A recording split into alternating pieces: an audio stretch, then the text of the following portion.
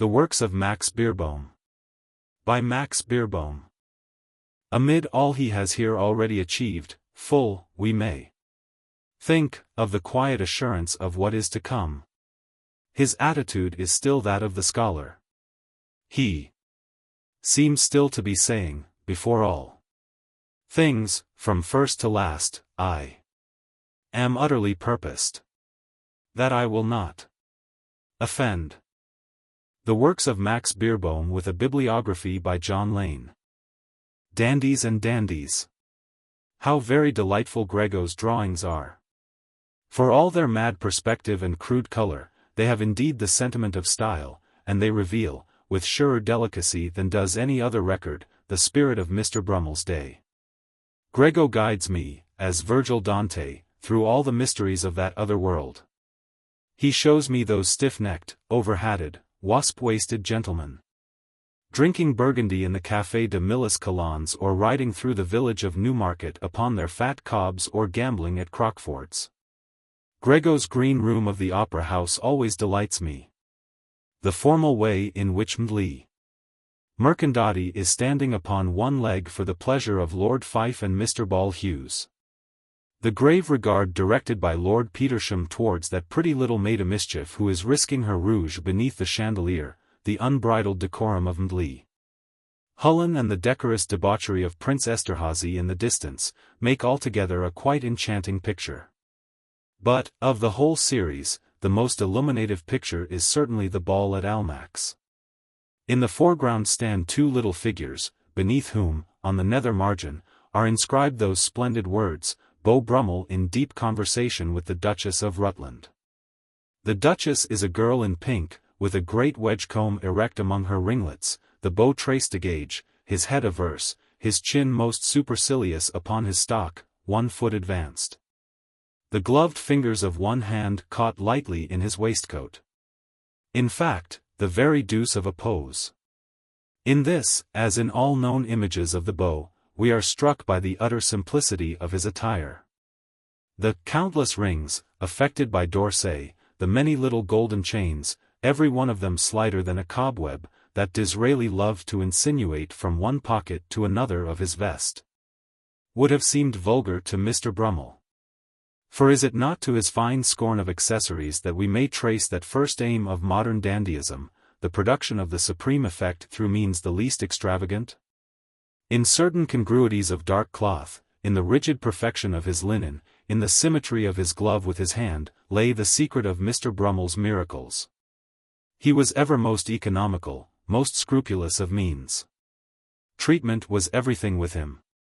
Even foolish Grace and foolish Philip Wharton, in their book about the beaux and wits of this period, speak of his dressing-room as a studio in which he daily composed that elaborate portrait of himself which was to be exhibited for a few hours in the clubrooms of the town.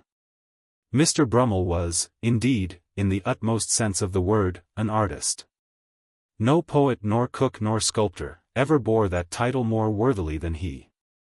And really, outside his art, Mr. Brummel had a personality of almost Balzacian insignificance. There have been dandies, like D'Orsay, who were nearly painters. Painters, like Mr. Whistler, who wished to be dandies, dandies, like Disraeli, who afterwards followed some less arduous calling. I fancy Mr. Brummel was a dandy, nothing but a dandy, from his cradle to that fearful day when he lost his figure and had to flee the country, even to that distant day when he died, a broken exile, in the arms of two religieuses. At Eton, no boy was so successful as he in avoiding that strict alternative of study and athletics which we force upon our youth. He once terrified a master, named Parker, by asserting that he thought cricket foolish. Another time, after listening to a reprimand from the headmaster, he twitted that learned man with the asymmetry of his neckcloth. Even in Oriel he could see little charm, and was glad to leave it, at the end of his first year, for a commission in the 10th Hussars. Crack though the regiment was, indeed, all the commissions were granted by the regent himself. Young Mr. Brummel could not bear to see all his brother officers in clothes exactly like his own. Was quite as deeply annoyed as would be some god, suddenly entering a restaurant of many mirrors. One day, he rode upon parade in a pale blue tunic, with silver epaulets. The colonel, apologizing for the narrow system which compelled him to so painful a duty, asked him to leave the parade. The beau saluted, trotted back to quarters and, that afternoon, sent in his papers. Henceforth he lived freely as a fop, in his maturity, should. His debut in the town was brilliant and delightful. Tales of his elegance had won for him there a precedent fame. He was reputed rich. It was known that the regent desired his acquaintance. And thus, fortune speeding the wheels of his cabriolet and fashion running to meet him with smiles and roses in esteem. James's, he might well, had he been worldly or a weakling, have yielded his soul to the polite follies. But he passed them by. Once he was settled in his suite, he never really strayed from his toilet table, save for a few brief hours. Thrice every day of the year did he dress, and 3 hours were the average of his every toilet. And other hours were spent in council with the cutter of his coats or with the custodian of his wardrobe. A single, devoted life. To whites, to routs, to races, he went, it is true, not reluctantly. He was known to have played battledore and shuttlecock in a moonlit garden with Mr. Previte and some other gentleman. His elopement with a young countess from a ball at Lady Jersey's was quite notorious. It was even whispered that he once, in the company of some friends, made as though he would wrench the knocker off the door of some shop. But these things he did, not, most certainly, for any exuberant love of life. Rather did he regard them as healthful exercise of the body and a charm against that dreaded corpulency which, in the end, caused his downfall. Some recreation from his work even the most strenuous artist must have. And Mr. Brummel naturally sought his in that exalted sphere whose modish elegance accorded best with his temperament, the sphere of le plus beau monde. General Bucknall used to growl, from the window of the Guards' Club, that such a fellow was only fit to associate with tailors. But that was an old soldier's fallacy. The proper associates of an artist are they who practice his own art rather than they who, however honorably, do but cater for its practice. For the rest, I am sure that Mr. Brummel was no lackey, as they have suggested. He wished merely to be seen by those who were best qualified to appreciate the splendor of his achievements. Shall not the painter show his work in galleries, the poet flit down Paternoster Row? Of rank, for its own sake, Mr. Brummel had no love. He patronized all his patrons. Even to the regent his attitude was always that of a master in an art to one who is sincerely willing and anxious to learn from him. Indeed, English society is always ruled by a dandy, and the more absolutely ruled the greater that dandy be. For dandyism, the perfect flower of outward elegance, is the ideal it is always striving to realize in its own rather incoherent way.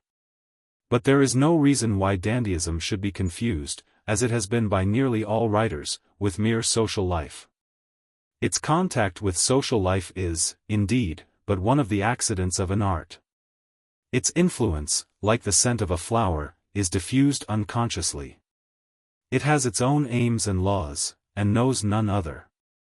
And the only person who ever fully acknowledged this truth in aesthetics is, of all persons most unlikely, the author of Sartor Resartus. That anyone who dressed so very badly as did Thomas Carlyle should have tried to construct a philosophy of clothes has always seemed to me one of the most pathetic things in literature. He in the temple of vestments. Why sought he to intrude, another Clodius, upon those mysteries and light his pipe from those ardent censers? What were his hobnails that they should mar the pavement of that delicate temple? Yet, for that he betrayed one secret rightly heard there, will I pardon his sacrilege. A dandy, he cried through the mask of Teufelsdrock, is a clothes-wearing man, a man whose trade, office, and existence consists in the wearing of clothes. Every faculty of his soul, spirit, purse, and person is heroically consecrated to this one object, the wearing of clothes wisely and well. Those are true words. They are, perhaps, the only true words in Sartor Resartus. And I speak with some authority. For I found the key to that empty book, long ago, in the lock of the author's empty wardrobe. His hat, that is still preserved in Chelsea, formed an important clue. But, behold! As we repeat the true words of Teufelsdrock, there comes Monsieur Barbey d'Aurevilly, that gentle moqueur, drawling, with a wave of his hand. Les esprits qu'un voyant pas les choses que par leur plus petit côté, ont imagine que le dandisme était surtout l'art de la mise. Un heureuse et audacieuse dictature en fait de toilette et d'élégance extérieure. Très certainement c'est la aussi, mais c'est bien d'avantage. Le dandisme est tout une manière d'être et elle en n'est pas que par la côté matériellement visible. C'est une manière d'être entièrement composée de nuances, comme elle arrive toujours dans les sociétés très vieilles et très civilisées. It is a pleasure to argue with so suave a subtlist, and we say to him that this comprehensive definition does not please us. We say we think he errs. Not that Monsieur's analysis of the dandiacal mind is worthless by any means. Nor, when he declares that George Brummel was the supreme king of the dandies and fut le dandisme meme, can I but piously lay one hand upon the brim of my hat, the other upon my heart. But it is as an artist, and for his supremacy in the art of costume, and for all he did to gain the recognition of costume as in itself an art. And for that superb taste and subtle simplicity of mode whereby he was able to expel, at length, the Byzantine spirit of exuberance which had possessed St. James's, and wherefore he is justly called the father of modern costume, that I do most deeply revere him. It is not a little strange that Monsieur d'Aurevilly, the biographer who, in many ways, does seem most perfectly to have understood Mr. Brummel, should belittle to a mere phase that which was indeed the very core of his existence. To analyze the temperament of a great artist and then to declare that his art was but a little part, of his temperament, is a foolish proceeding. It is as though a man should say that he finds, on analysis, that gunpowder is composed of potassium chloride, let me say, nitrate and power of explosion. Dandyism is ever the outcome of a carefully cultivated temperament, not part of the temperament itself. That manière d'être, entièrement composée de nuances, was not more, as the writer seems to have supposed, than a tributary to Mr. Brummel's art. Nor is it even peculiar to dandies. All delicate spirits, to whatever art they turn, even if they turn to no art, assume an oblique attitude towards life. Of all dandies, Mr. Brummel did most steadfastly maintain this attitude. Like the single-minded artist that he was, he turned full and square towards his art and looked life straight in the face out of the corners of his eyes. It is not hard to see how, in the effort to give Mr. Brummel his due place in history, Monsieur d'Aurevilly came to grief. It is but strange that he should have fallen into a rather obvious trap. Surely he should have perceived that, so long as civilization compels her children to wear clothes, the thoughtless multitude will never acknowledge dandyism to be an art. If considerations of modesty or hygiene compelled everyone to stain canvas or chip marble every morning, painting and sculpture would in like manner be despised. Now, as these considerations do compel everyone to envelop himself in things made of cloth and linen, this common duty is confounded with that fair procedure, elaborate of many thoughts, in whose accord the fop accomplishes his toilet, each morning afresh, Aurora speeding on to gild his mirror. Not until nudity be popular will the art of costume be really acknowledged. Nor even then will it be approved. Communities are ever jealous, quite naturally, of the artist who works for his own pleasure. Not for theirs, more jealous by far of him whose energy is spent only upon the glorification of himself alone. Carlyle speaks of dandyism as a survival of the primeval superstition, self-worship. La vanite, are almost the first words of Monsieur d'Aurevilly, c'est un sentiment contre lequel tout le monde est impitoyable. Few remember that the dandy's vanity is far different from the crude conceit of the merely handsome man. Dandyism is, after all, one of the decorative arts. A fine ground to work upon is its first postulate. And the dandy cares for his physical endowments only in so far as they are susceptible of fine results. They are just so much to him as to the decorative artist is inilluminate parchment, the form of a white vase or the surface of a wall where frescoes shall be. Consider the words of Count d'Orsay, spoken on the eve of some duel: we are not fairly matched. If I were to wound him in the face it would not matter. But if he were to wound me, ce serait vraiment dommage. There we have a pure example of a dandy's peculiar vanity. It would be a real pity. They say that d'Orsay killed his man, no matter whom, in this duel. He never should have gone out. Beau Brummel never risked his dandyhood in these mean encounters. But d'Orsay was a wayward, excessive creature, too fond of life and other follies to achieve real greatness. The power of his predecessor, the father of modern costume, is over us yet. All that is left of d'Orsay's art is a waistcoat and a handful of rings, vain relics of no more value for us than the fiddle of Paganini or the mask of Meniscus. I think that in Carollo's painting of him, we can see the strength, that was the weakness, of Le Jeune Cupidon. His fingers are closed upon his cane as upon a sword. There is mockery in the inconstant eyes. And the lips, so used to close upon the wine cup, in laughter so often parted, they do not seem immobile, even now.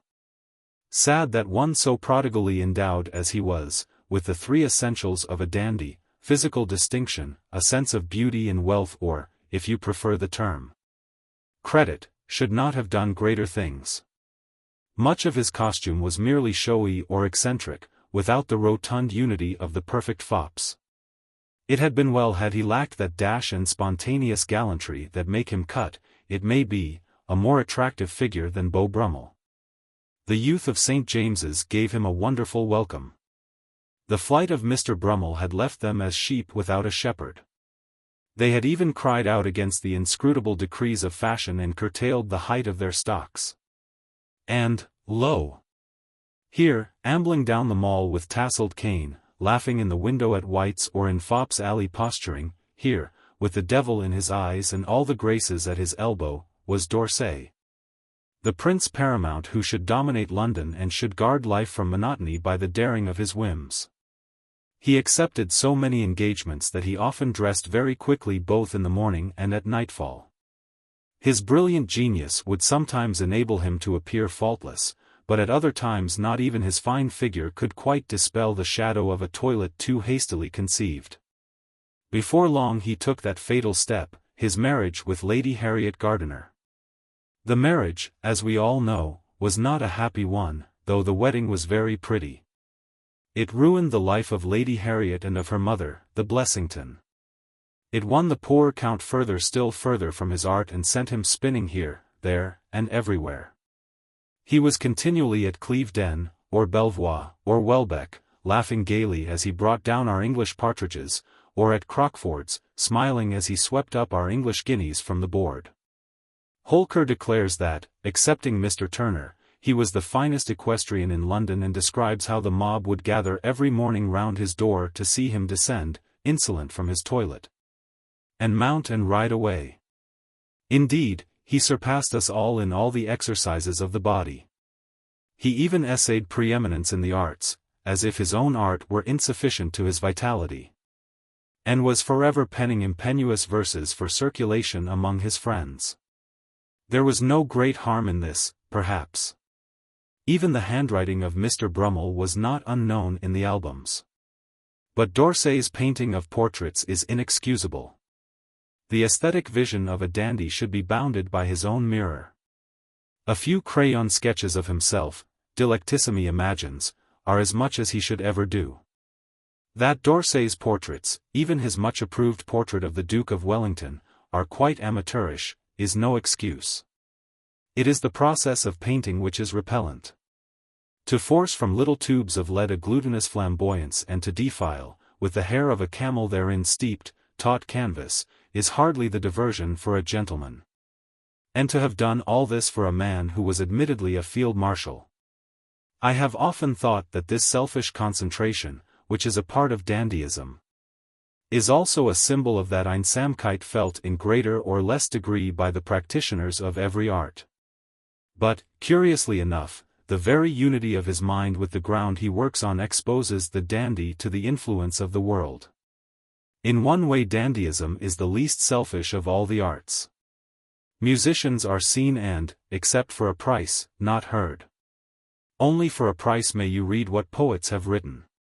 All painters are not so generous as Mr. Watts. But the dandy presents himself to the nation whenever he sallies from his front door. Princes and peasants alike may gaze upon his masterpieces. Now, any art which is pursued directly under the eye of the public is always far more amenable to fashion than is an art with which the public is but vicariously concerned. Those standards to which artists have gradually accustomed it the public will not see lightly set at naught. Very rigid, for example, are the traditions of the theatre. If my brother were to declaim his lines at the Haymarket in the flow-rotund manner of Macready, what a row there would be in the gallery. It is only by the impalpable process of evolution that change comes to the theatre. Likewise in the sphere of costume no swift rebellion can succeed, as was exemplified by the prince's effort to revive knee breeches. Had His Royal Highness elected, in his wisdom, to wear tight trousers strapped under his boots, smalls might, in their turn, have reappeared, and at length, who knows, knee breeches. It is only by the trifling addition or elimination, modification or extension, made by this or that dandy and copied by the rest, that the mode proceeds. The young dandy will find certain laws to which he must conform.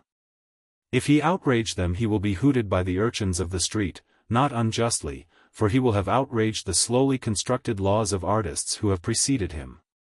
Let him reflect that fashion is no bondage imposed by alien hands, but the last wisdom of his own kind.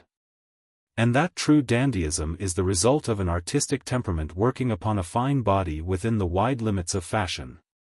Through this habit of conformity, which it inculcates, the army has given us nearly all our finest dandies, from Alcibiades to Colonel Brbzn de nos Jours. Even Mr. Brummel, though he defied his colonel, must have owed some of his success to the military spirit. Any parent intending his son to be a dandy will do well to send him first into the army, there to learn humility, as did his archetype, Apollo, in the house of Admetus. A sojourn at one of the public schools is also to be commended. The university it were well to avoid. Of course, the dandy, like any other artist, has moments when his own period, palling, inclines him to antique modes. A fellow student once told me that, after a long vacation spent in touch with modern life, he had hammered at the little gate of Merton and felt of a sudden his hat assume plumes and an expansive curl, the impress of a ruff about his neck, the dangle of a cloak and a sword. I, too, have my Elizabethan, my Caroline moments. I have gone to bed Georgian and awoken early Victorian. Even savagery has charmed me. And at such times I have often wished I could find in my wardrobe suitable costumes. But these modish regrets are sterile, after all, and comprehend. What boots it to defy the conventions of our time? The dandy is the child of his age, and his best work must be produced in accord with the age's natural influence. The true dandy must always love contemporary costume. In this age, as in all precedent ages, it is only the tasteless who cavil, being impotent to win from it fair results. How futile their voices are! The costume of the 19th century, as shadowed for us first by Mr. Brummel, so quiet, so reasonable, and, I say emphatically, so beautiful. Free from folly or affectation, yet susceptible to exquisite ordering, plastic, austere, economical, may not be ignored. I spoke of the doom of swift rebellions, but I doubt even if anysoever gradual evolution will lead us astray from the general precepts of Mr. Brummel's code. At every step in the progress of democracy those precepts will be strengthened. Every day their fashion is more secure, corroborate. They are acknowledged by the world. The barbarous costumes that in bygone days were designed by class hatred, or hatred of race, are dying, very surely dying. The costermonger with his pearl-emblazoned coat has been driven even from that variety stage, whereon he sought a desperate sanctuary. The clinquant corselet of the Swiss girl just survives at Ball's costumes. I am told that the kilt is now confined entirely to certain of the soldiery and to a small cult of Scotch archaicists. I have seen men flock from the boulevards of one capital and from the avenues of another to be clad in Conduit Street. Even into Oxford, that curious little city, where nothing is ever born nor anything ever quite dies, the force of the movement has penetrated. Insomuch that tasselled cap and gown of degree are rarely seen in the streets or colleges. In a place which was until recent times scarcely less remote, Japan, the white and scarlet gardens are trod by men who are shod in boots like our own. Who walk, rather strangely still, in close-cut cloth of little color, and stop each other from time to time, laughing to show how that they too can furl an umbrella after the manner of real Europeans. It is very nice, this universal acquiescence in the dress we have designed, but, if we reflect, not wonderful. There are 3 apparent reasons, and one of them is aesthetic. So to clothe the body that its fineness be revealed and its meanness veiled has been the aesthetic aim of all costume, but before our time the mean had never been struck. The ancient Romans went too far. Muffled in the ponderous folds of a toga, Adonis might pass for Punchinello, Punchinello for Adonis. The ancient Britons, on the other hand, did not go far enough. And so it had been in all ages down to that bright morning when Mr. Brummel, at his mirror, conceived the notion of trousers and simple coats. Clad according to his convention, the limbs of the weakling escape contempt, and the athlete is unobtrusive, and all is well. But there is also a social reason for the triumph of our costume, the reason of economy. That austerity, which has rejected from its toilet silk and velvet and all but a few jewels, has made more ample the wardrobes of Dives, and sent forth Iris nicely dressed among his fellows. And lastly there is a reason of psychology, most potent of all, perhaps. Is not the costume of today, with its subtlety and somber restraint, its quiet congruities of black and white and gray, supremely apt a medium for the expression of modern emotion and modern thought? That aptness, even alone, would explain its triumph. Let us be glad that we have so easy, yet so delicate, a mode of expression. Yes. Costume, dandiacal or not, is in the highest degree expressive, nor is there any type it may not express. It enables us to classify any professional man at a glance, be he lawyer, leech or whatnot. Still more swift and obvious is its revelation of the work and the soul of those who dress, whether naturally or for effect, without reference to convention. The bowler of Mr. Jerome K. Jerome is a perfect preface to all his works. The silk hat of Mr. Whistler is a real nocturne, his linen a symphony en blanc majeur. To have seen Mr. Hall Caine is to have read his soul. His flowing, formless cloak is as one of his own novels, 25 editions latent in the folds of it. Melodrama crouches upon the brim of his sombrero. His tie is a publisher's announcement. His boots are copyright. In his hand he holds the staff of the Family Herald. But the dandy, in no wise violating the laws of fashion, can make more subtle symbols of his personality. More subtle these symbols are for the very reason that they are effected within the restrictions which are essential to an art. Chastened of all flamboyance, they are for most men occult, obvious, it may be, only to other artists or even only to him they symbolize. Nor will the dandy express merely a crude idea of his personality, as does, for example, Mr. Hall Caine, dressing himself always and exactly after one pattern. Every day as his mood has changed since his last toilet, he will vary the color, texture, form of his costume. Fashion does not rob him of free will. It leaves him liberty of all expression. Every day there is not one accessory, from the butterfly that alights above his shirt front to the jewels planted in his linen, that will not symbolize the mood that is in him or the occasion of the coming day. On this, the psychological side of foppery, I know not one so expert as him whom, not greatly caring for contemporary names, I will call Mr. Levy. No hero worshipper am I, but I cannot write without enthusiasm of his simple life. He has not spurred his mind to the quest of shadows nor vexed his soul in the worship of any gods.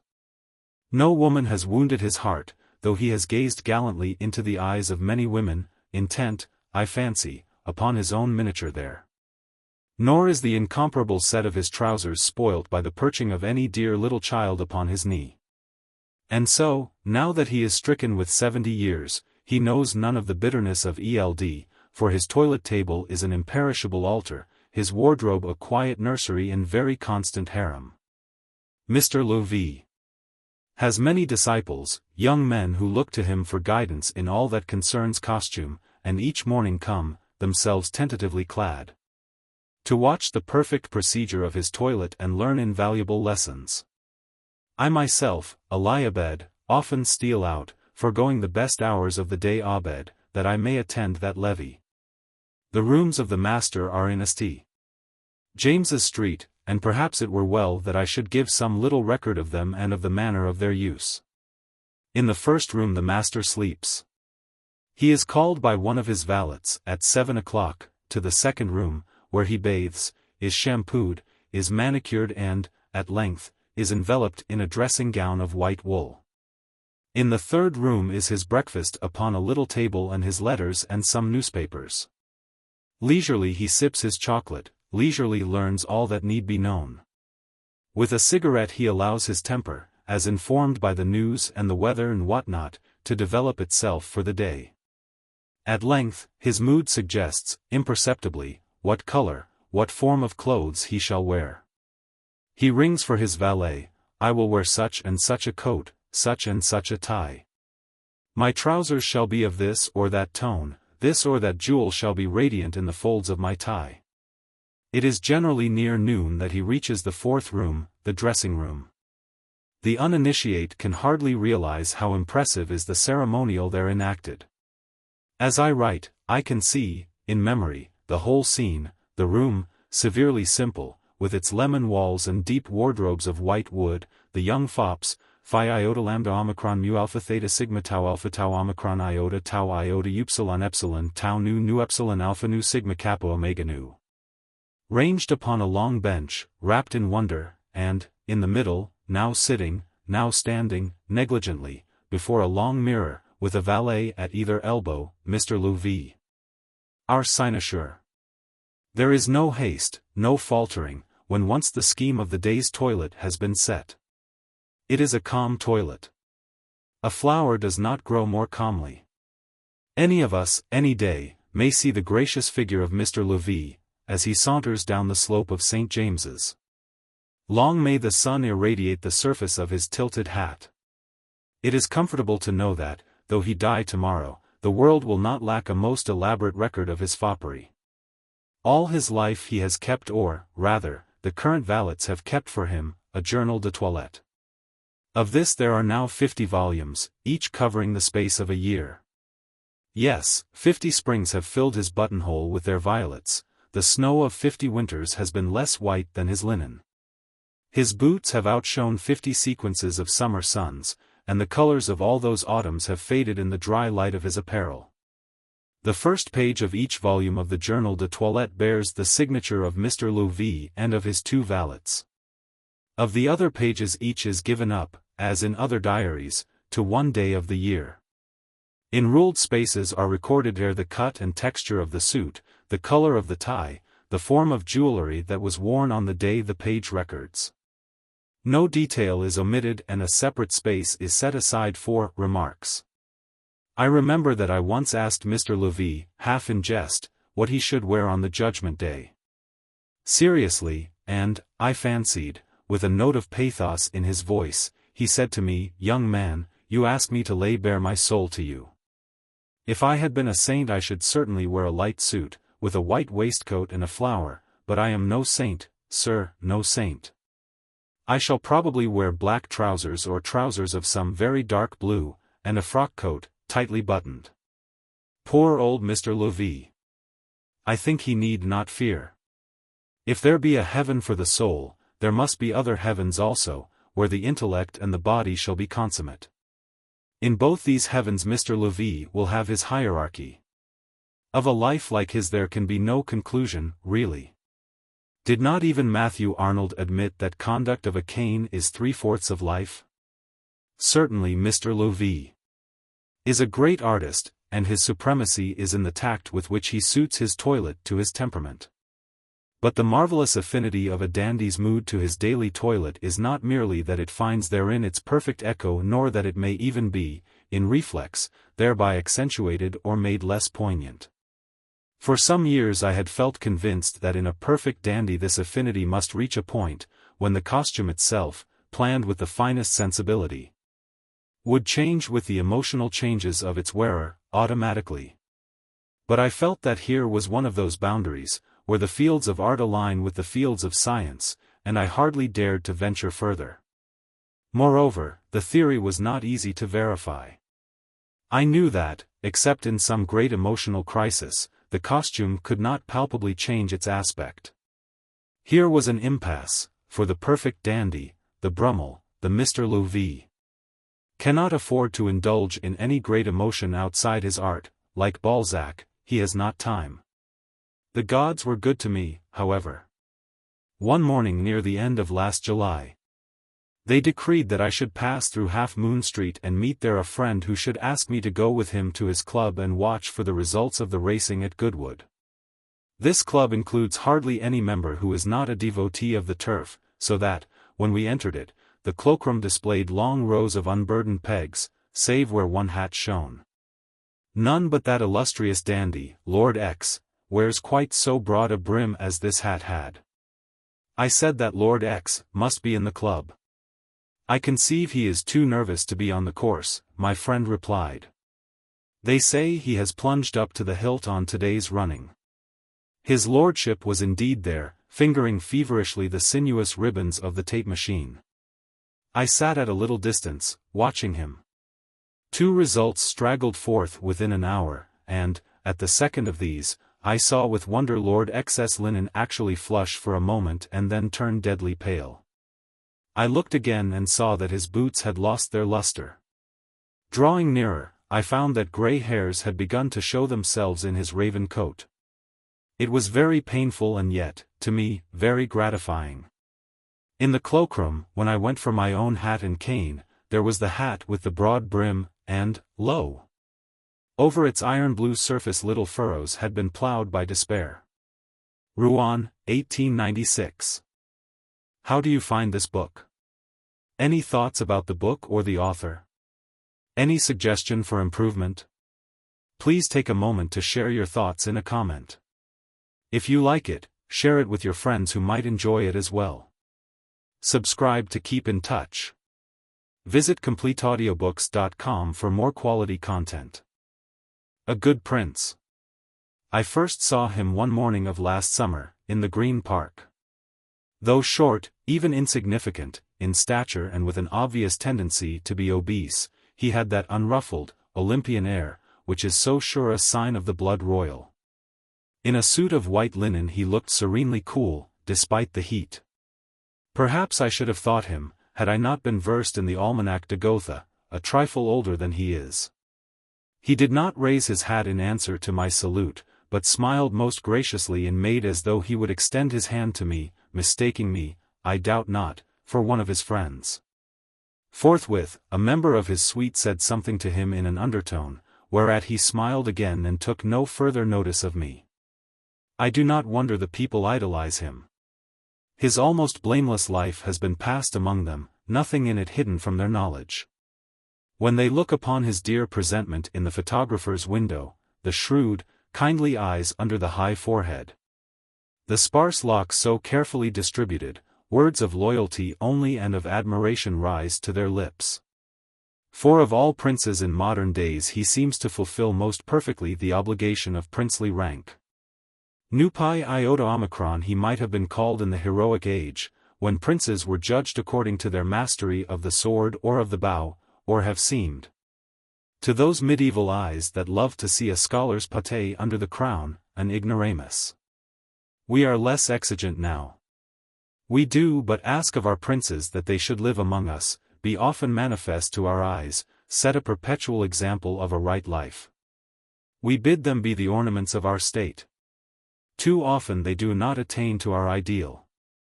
They give, it may be, a half-hearted devotion to soldiering, or pursue pleasure merely, tales of their frivolity raising now and again the anger of a public swift to envy them their temptations. But against this admirable prince no such charges can be made. Never, as yet, at least, has he cared to play at soldiers. By no means has he shocked the Puritans. Though it is no secret that he prefers the society of ladies, not one breath of scandal has ever tinged his name. Of how many English princes could this be said, in days when Figaro, quill in hand, inclines his ear to every keyhole? Upon the one action that were well obliterated from his record I need not long insist. It seems that the wife of an aged ex-premier came to have an audience and pay her respects. Hardly had she spoken when the prince, in a fit of unreasoning displeasure, struck her a violent blow with his clenched fist.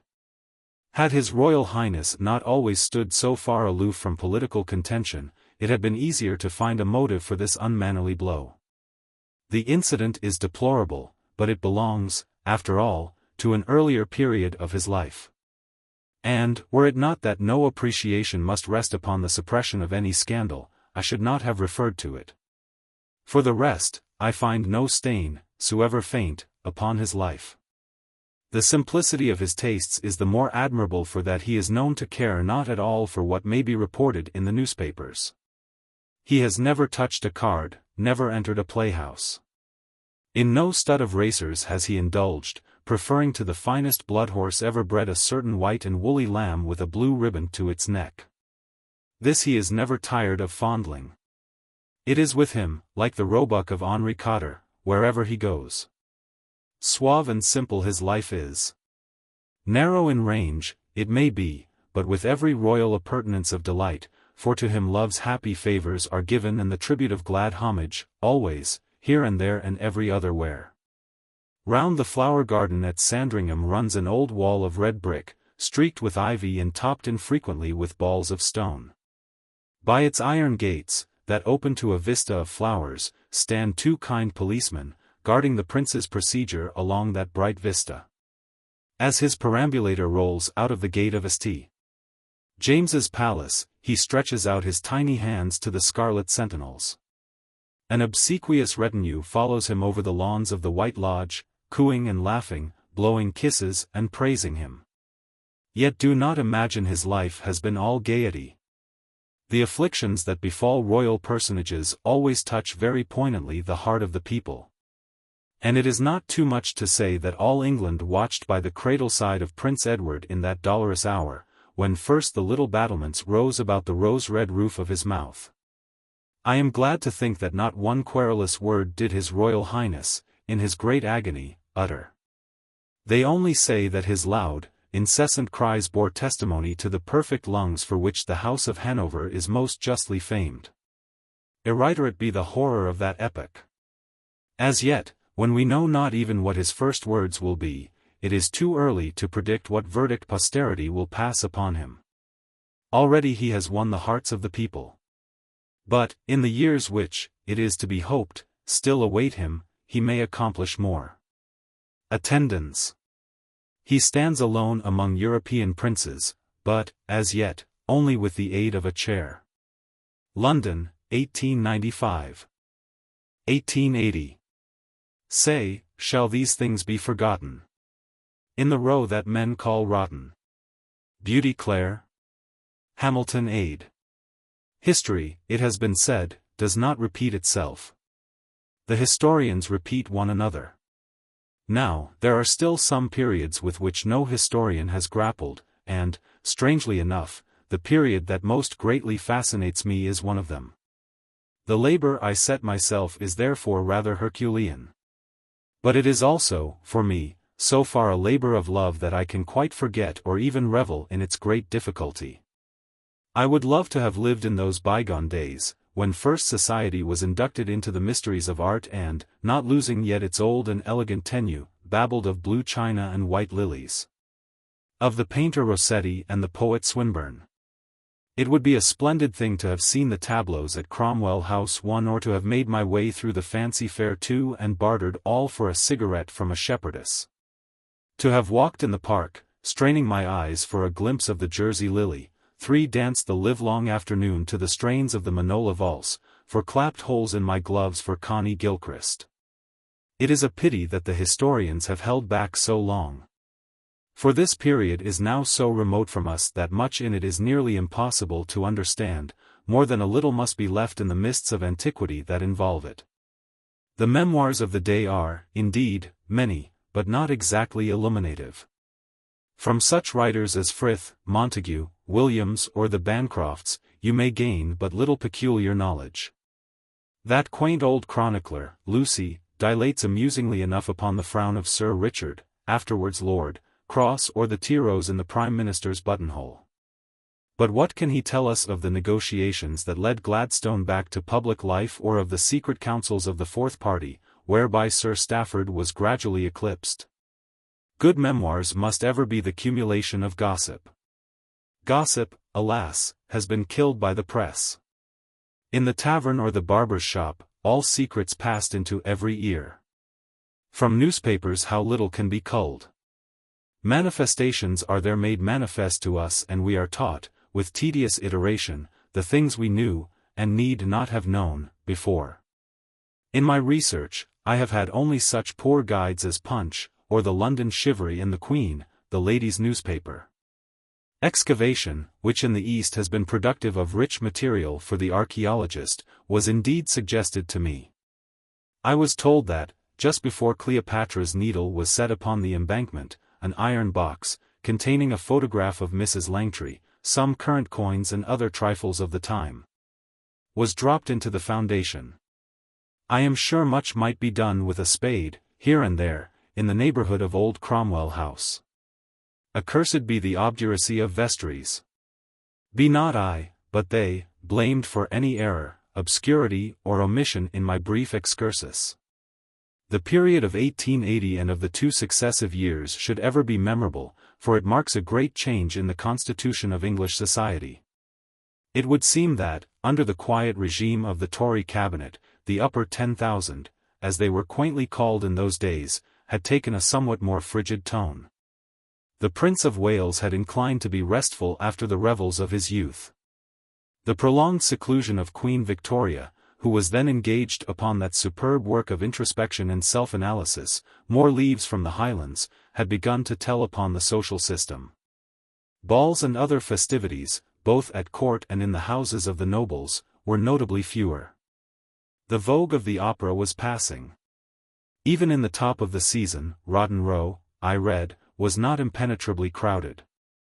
But in 1880 came the tragic fall of Disraeli and the triumph of the Whigs. How great a change came then upon Westminster must be known to anyone who has studied the annals of Gladstone's incomparable Parliament.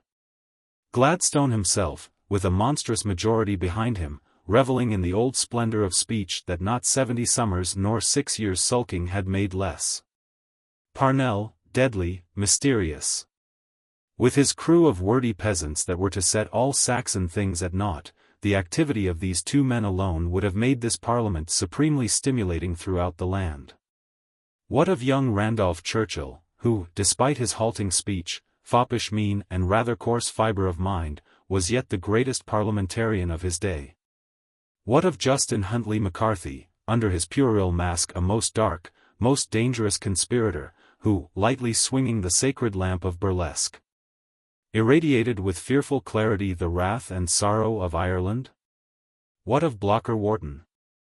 What of the eloquent atheist, Charles Bradlaugh, pleading at the bar, striding past the furious Tories to the very mace? Hustled down the stone steps with the broadcloth torn in ribbons from his back? Surely such scenes will never more be witnessed at St. Stephen's. Imagine the existence of God being made a party question. No wonder that at a time of such turbulence fine society also should have shown the primordia of a great change. It was felt that the aristocracy could not live by good breeding alone. The old delights seemed vapid, waxen. Something vivid was desired. And so the sphere of fashion converged with the sphere of art, and revolution was the result.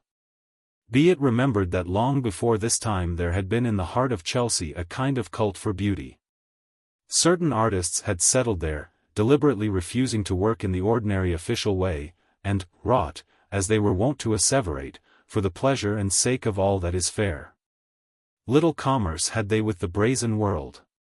Nothing but the light of the sun would they share with men. Quietly and unbeknown, callous of all but their craft, they wrought their poems or their pictures, gave them one to another, and wrought on. Meredith, Rossetti, Swinburne, Morris, Holman Hunt were in this band of shy artificers. In fact, beauty had existed long before 1880. It was Mr. Oscar Wilde who managed her debut. To study the period is to admit that to him was due no small part of the social vogue that beauty began to enjoy. Fired by his fervid words, men and women hurled their mahogany into the streets and ransacked the curio shops for the furniture of Annish days. Dados arose upon every wall, sunflowers and the feathers of peacocks curved in every corner. Tea grew quite cold while the guests were praising the willow pattern of its cup. A few fashionable women even dressed themselves in sinuous draperies and unheard-of greens. Into whatsoever ballroom you went, you would surely find, among the women in tiaras and the fops and the distinguished foreigners, half a score of comely ragamuffins in velveteen, murmuring sonnets. Posturing, waving their hands. Beauty was sought in the most unlikely places. Young painters found her mobiled in the fogs, and bank clerks, versed in the writings of Mr. Hamerton, were heard to declare, as they sped home from the city, that the Underground Railway was beautiful from London Bridge to Westminster, but not from Sloane Square to Notting Hill Gate. Aestheticism, for so they named the movement, did indeed permeate, in a manner, all classes. But it was to the haute monde that its primary appeal was made. The sacred emblems of Chelsea were sold in the fashionable toy shops, its reverently chanted creeds became the patter of the boudoirs. The old Grosvenor Gallery, that stronghold of the few, was verily invaded. Never was such a fusion of delightful folk as at its private views. 5. There was Robert Browning, the philosopher, doffing his hat with a courtly sweep to more than one duchess. There, too, was Theo Marzials, poet and eccentric, and Charles Colnaghi, the hero of 100 tea fights, and young Brookfield, the comedian, and many another good fellow. My Lord of Dudley, the virtuoso, came there, leaning for support upon the arm of his fair young wife. Disraeli, with his lustreless eyes and face like some seamed Hebraic parchment, came also, and whispered behind his hand to the faithful Corey. And Walter Sickert spread the latest mot of The Master, who, with monocle, cane and tilted hat, flashed through the gay mob anon. Outrement, there was Coombe Wood, in whose shade the Lady Archibald Campbell suffered more than one of Shakespeare's plays to be enacted. Hither, from the garish, indelicate theatre that held her languishing, Talia was bidden, if haply, under the open sky, she might resume her old charm. All fashion came to marvel and so did all the aesthetes, in the heart of one of whose leaders, Godwin, that superb architect, the idea was first conceived. Real pastoral plays. Lest the invited guests should get any noxious scent of the footlights across the grass, only amateurs were accorded parts. They roved through a real wood, these jerkined amateurs, with the poet's music upon their lips. Never under such dark and griddled elms had the outlaws feasted upon their venison. Never had any Rosalind traced with such shy wonder the writing of her lover upon the bark, nor any Orlando won such laughter for his not really sportive dalliance. Fairer than the mummers, it may be, were the ladies who sat and watched them from the lawn. All of them wore jerseys and tied-back skirts. Zulu hats shaded their eyes from the sun. Bangles shimmered upon their wrists. And the gentlemen wore light frock coats and light top hats with black bands. And the aesthetes were in velveteen, carrying lilies. Not that art and fashion shunned the theatre. They began in 1880 to affect it as never before. The one invaded Irving's premieres at the Lyceum. The other sang paeans in praise of the Bancrofts. The French plays, too, were the feigned delight of all the modish world. Not to have seen Chaumont in Totat chez Tata was held a solecism. The homely mesdames and messers from the Parisian boards were lionized, how strangely that phrase rings to modern ears, in ducal drawing-rooms. In fact, all the old prejudice of rank was being swept away. Even more significant than the reception of players was a certain effort, made at this time, to raise the average of aristocratic loveliness, an effort that, but a few years before, would have been surely scouted as quite undignified and outrageous. What the term, professional beauty, signified, how any lady gained a right to it, we do not and may never know. It is certain, however, that there were many ladies of tone, upon whom it was bestowed. They received special attention from the Prince of Wales, and hostesses would move heaven and earth to have them in their rooms. Their photographs were on sale in the window of every shop. Crowds assembled every morning to see them start from Rotten Row. Preeminent among professional beauties were Lady Lonsdale, afterwards Lady de Grey, Mrs. Wheeler, who always appeared in black, and Mrs. Cornwallis West, who was Amy Robsart in the tableaux at Cromwell House, when Mrs. Langtry, cette Cléopâtre de son siècle appeared also, stepping across an artificial brook, in the pink kirtle of Effie Deans. We may doubt whether the movement, represented by these ladies, was quite in accord with the dignity and elegance that always should mark the best society. Any effort to make beauty compulsory robs beauty of its chief charm. But, at the same time, I do believe that this movement, so far as it was informed by a real wish to raise a practical standard of feminine charm for all classes, does not deserve the strictures that have been passed upon it by posterity. One of its immediate sequels was the incursion of American ladies into London. Then it was that these pretty creatures, clad in Worth's most elegant confections, drawled their way through our greater portals. Fanned, as they were, by the feathers of the Prince of Wales, they had a great success, and they were so strange that their voices and their dresses were mimicked per two. The English beauties were rather angry, especially with the prince, whom alone they blamed for the vogue of their rivals. History credits His Royal Highness with many notable achievements. Not the least of these is that he discovered the inhabitants of America. It will be seen that in this Renaissance the keenest students of the exquisite were women. Nevertheless, men were not idle, neither. Since the day of Mr. Brummel and King George, the noble art of self-adornment had fallen partially dissuet. Great fops like Bulwer and Le Jeune Cupidon had come upon the town, but never had they formed a school. Dress, therefore, had become simpler, wardrobes smaller, fashions apt to linger. In 1880 arose the sect that was soon to win for itself the title of the Mashers. 7. What this title exactly signified I suppose no two etymologists will ever agree. But we can learn clearly enough, from the fashion plates of the day, what the Mashers were in outward semblance, from the lampoons, their mode of life. Unlike the dandies of the Georgian era, they pretended to no classic taste and, wholly contemptuous of the aesthetes, recognized no art save the art of dress. Much might be written about the Mashers.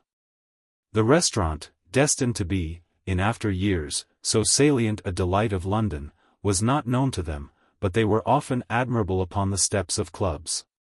The Lyceum held them never, but nightly they gathered at the Gaiety Theatre. Nightly the stalls were agog with small, sleek heads surmounting collars of interminable height. Nightly, in the foyer, were lisped the praises of Kate Vaughan, her graceful dancing, or of Nellie Farren, her matchless fooling.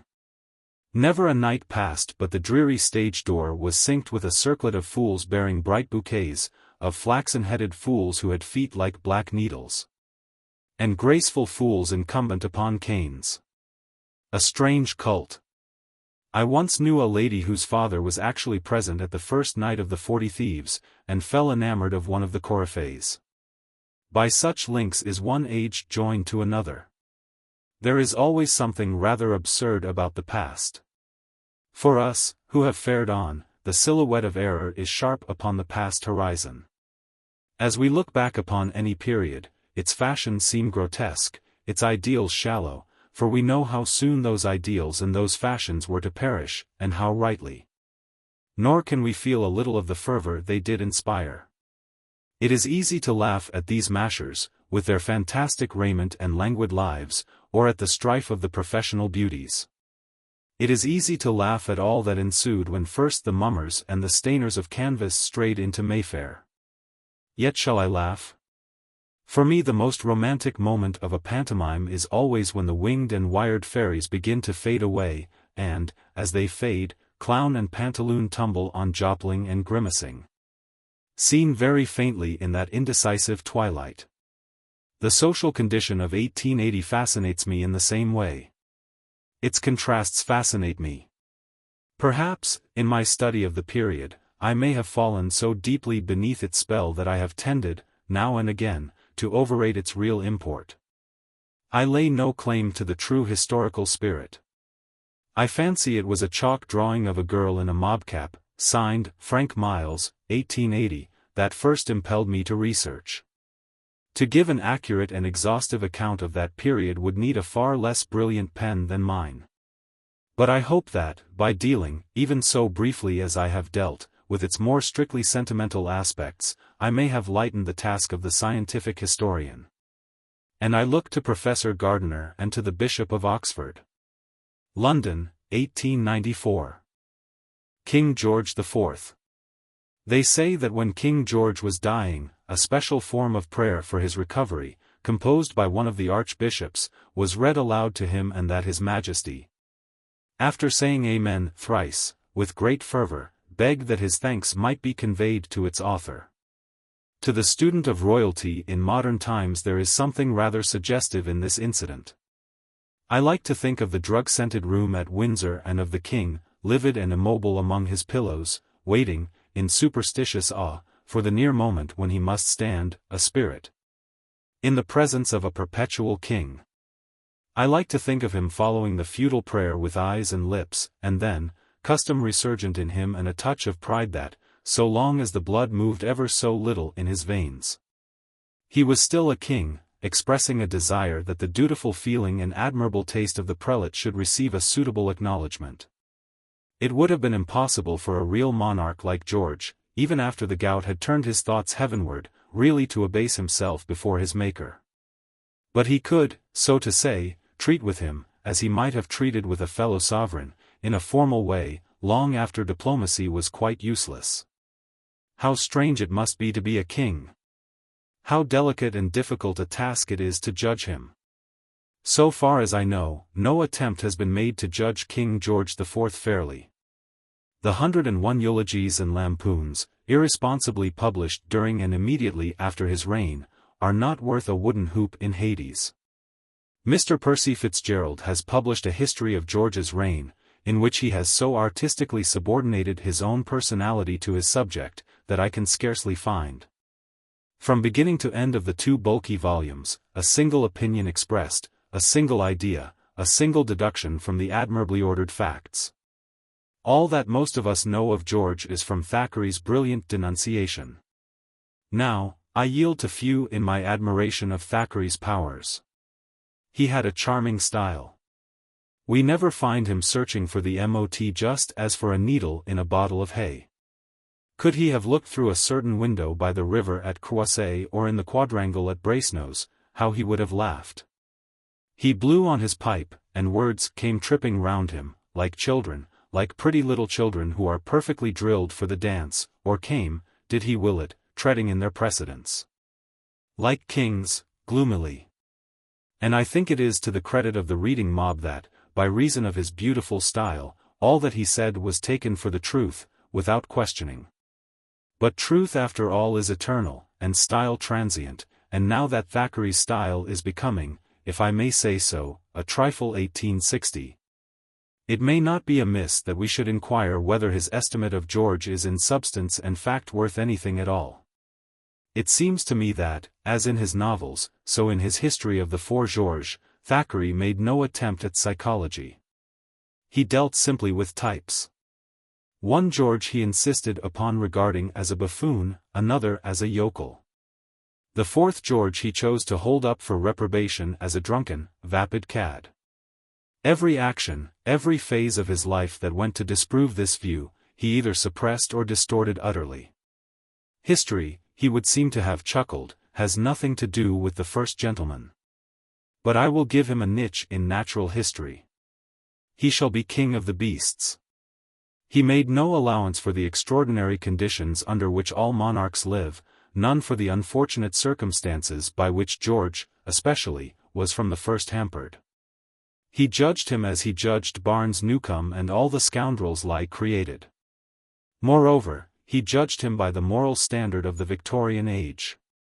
In fact, he applied to his subject the wrong method, in the wrong manner, and at the wrong time.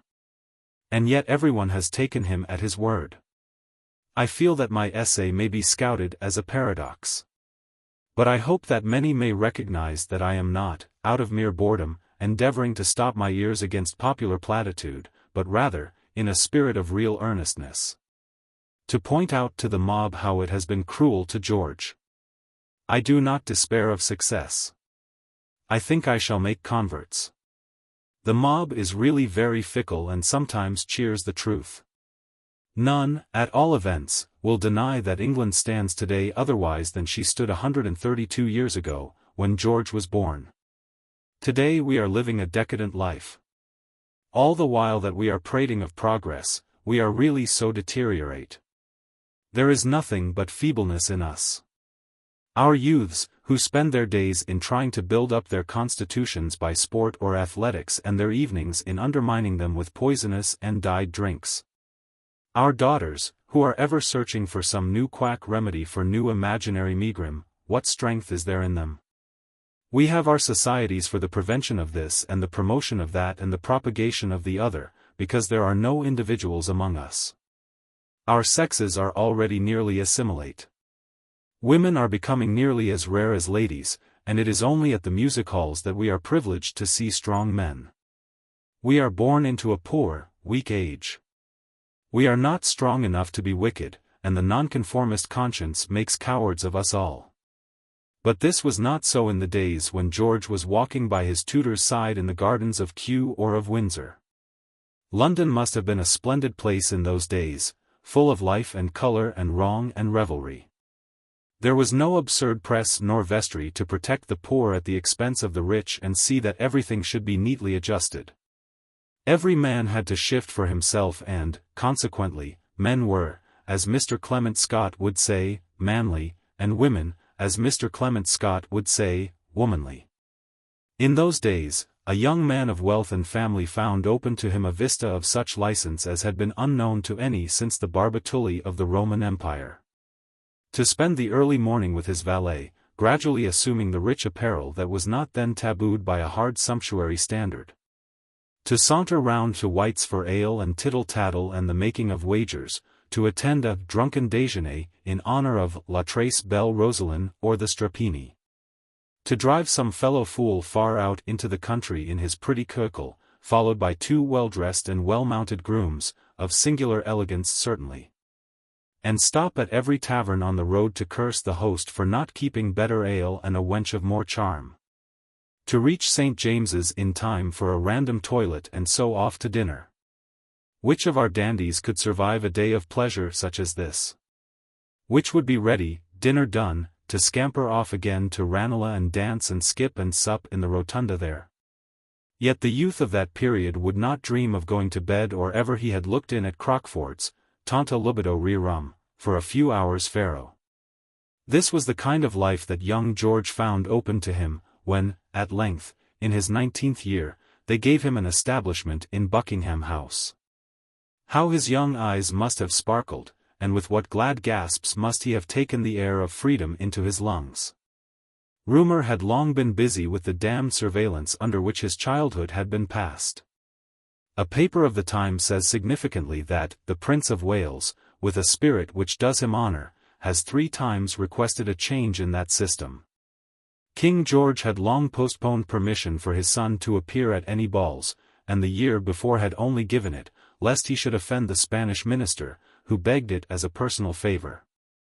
I know few pictures more pathetic than that of George, then an overgrown boy of 14, tearing the childish frill from around his neck and crying to one of the royal servants, "See how they treat me." Childhood has always seemed to me the tragic period of life. To be subject to the most odious espionage at the one age when you never dream of doing wrong, to be deceived by your parents, thwarted of your smallest wish. Oppressed by the terrors of manhood and of the world to come, and to believe, as you are told, that childhood is the only happiness known. All this is quite terrible. And all royal children, of whom I have read, particularly George, seem to have passed through greater trials in childhood than do the children of any other class. Mr. Fitzgerald, hazarding for once an opinion, thinks that the stupid, odious, German, sergeant system of discipline that had been so rigorously applied was, in fact, responsible for the blemishes of the young prince's character. Even Thackeray, in his essay upon George III, asks what wonder that the son, finding himself free at last, should have plunged, without looking, into the vortex of dissipation. In Torrens' Life of Lord Melbourne we learn that Lord Essex, riding one day with the king, met the young prince wearing a wig, and that the culprit, being sternly reprimanded by his father, replied that he had been ordered by his doctor to wear a wig, for he was subject to cold. Whereupon the king, to vent the aversion he already felt for his son, or, it may have been, glorying in the satisfactory result of his discipline, turned to Lord Essex and remarked, "A lie is ever ready when it is wanted." George never lost this early ingrained habit of lies. It is to George's childish fear of his guardians that we must trace that extraordinary power of bamboozling his courtiers, his ministry, and his mistresses that distinguished him through his long life. It is characteristic of the man that he should himself have bitterly deplored his own untruthfulness. When, in after years, he was consulting Lady Spencer upon the choice of a governess for his child, he made this remarkable speech: "Above all, she must be taught the truth. You know that I don't speak the truth and my brothers don't, and I find it a great defect, from which I would have my daughter free. We have been brought up badly, the Queen having taught us to equivocate. You may laugh at the picture of the little chubby, curly-headed fellows learning to equivocate at their mother's knee, but pray remember that the wisest master of ethics himself, in his theory of xi epsilon iota pi omicron delta epsilon kappa tau iota kappa alpha iota, similarly raised virtues, such as telling the truth, to the level of regular accomplishments, and before you judge poor George harshly in his entanglements of lying, think of the cruelly unwise education he had undergone.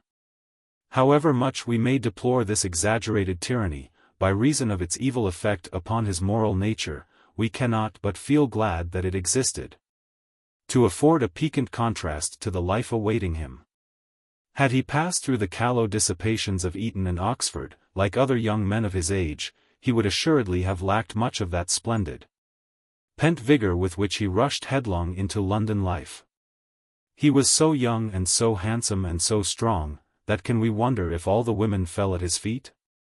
The graces of his person, says one whom he honored by an intrigue, the irresistible sweetness of his smile, the tenderness of his melodious, yet manly voice, will be remembered by me till every vision of this changing scene are forgotten. The polished and fascinating ingenuousness of his manners contributed not a little to enliven our promenade. He sang with exquisite taste, and the tones of his voice, breaking on the silence of the night, have often appeared to my entranced senses like more than mortal melody. But besides his graces of person, he had a most delightful wit. He was a scholar who could bandy quotations with Fox or Sheridan, and, like the young men of today, he knew all about art. He spoke French, Italian, and German perfectly. Crossstill had taught him the violoncello. At first, as was right for one of his age, he cared more for the pleasures of the table and of the ring, for cards and love. He was wont to go down to Ranelagh surrounded by a retinue of bruisers, rapscallions, such as used to follow Clodius through the streets of Rome, and he loved to join in the scuffles like any commoner. Pugilism he learnt from Angelo, and he was considered by some to be a fine performer. On one occasion, too, at an exposition d'escrime, when he handled the foils against the maitre, he was highly complimented upon his graceful postures. In fact, despite all his accomplishments, he seems to have been a thoroughly manly young fellow. He was just the kind of figurehead society had long been in need of.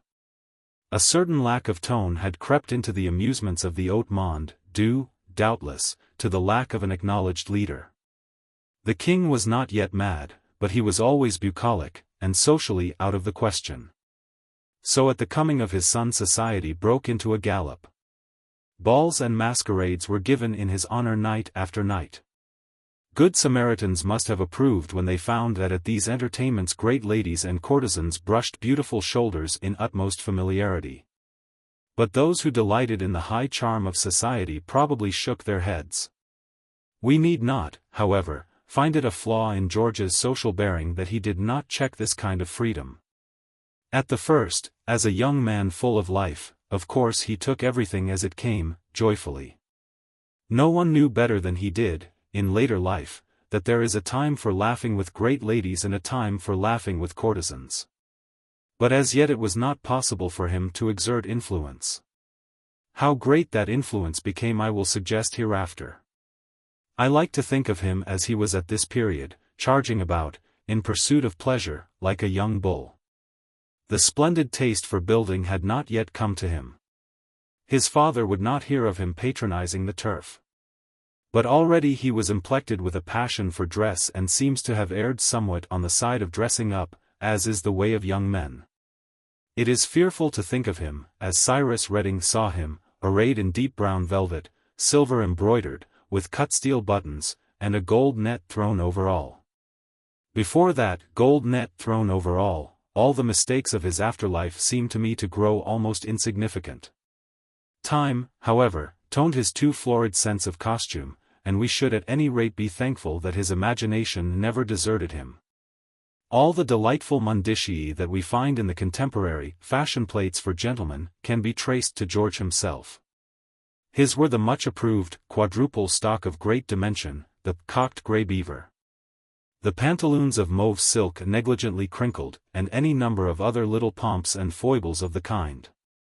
As he grew older and was obliged to abandon many of his more vigorous pastimes, he grew more and more enamored of the pleasures of the wardrobe. He would spend hours, it is said, in designing coats for his friends, liveries for his servants, and even uniforms. Nor did he ever make the mistake of giving away outmoded clothes to his valets, but kept them to form what must have been the finest collection of clothes that has been seen in modern times. With a sentimentality that is characteristic of him, he would often, as he sat, crippled by gout, in his room at Windsor, direct his servant to bring him this or that coat, which he had worn 10 or 20 or 30 years before, and, when it was brought to him, spend much time in laughing or sobbing over the memories that lay in its folds. It is pleasant to know that George, during his long and various life, never forgot a coat, however long ago worn, however seldom. But in the early days of which I speak he had not yet touched that self-conscious note which, in manner and mode of life, as well as in costume, he was to touch later. He was too violently enamored of all around him, to think very deeply of himself. But he had already realized the tragedy of the voluptuary, which is, after a little time, not that he must go on living, but that he cannot live in two places at once.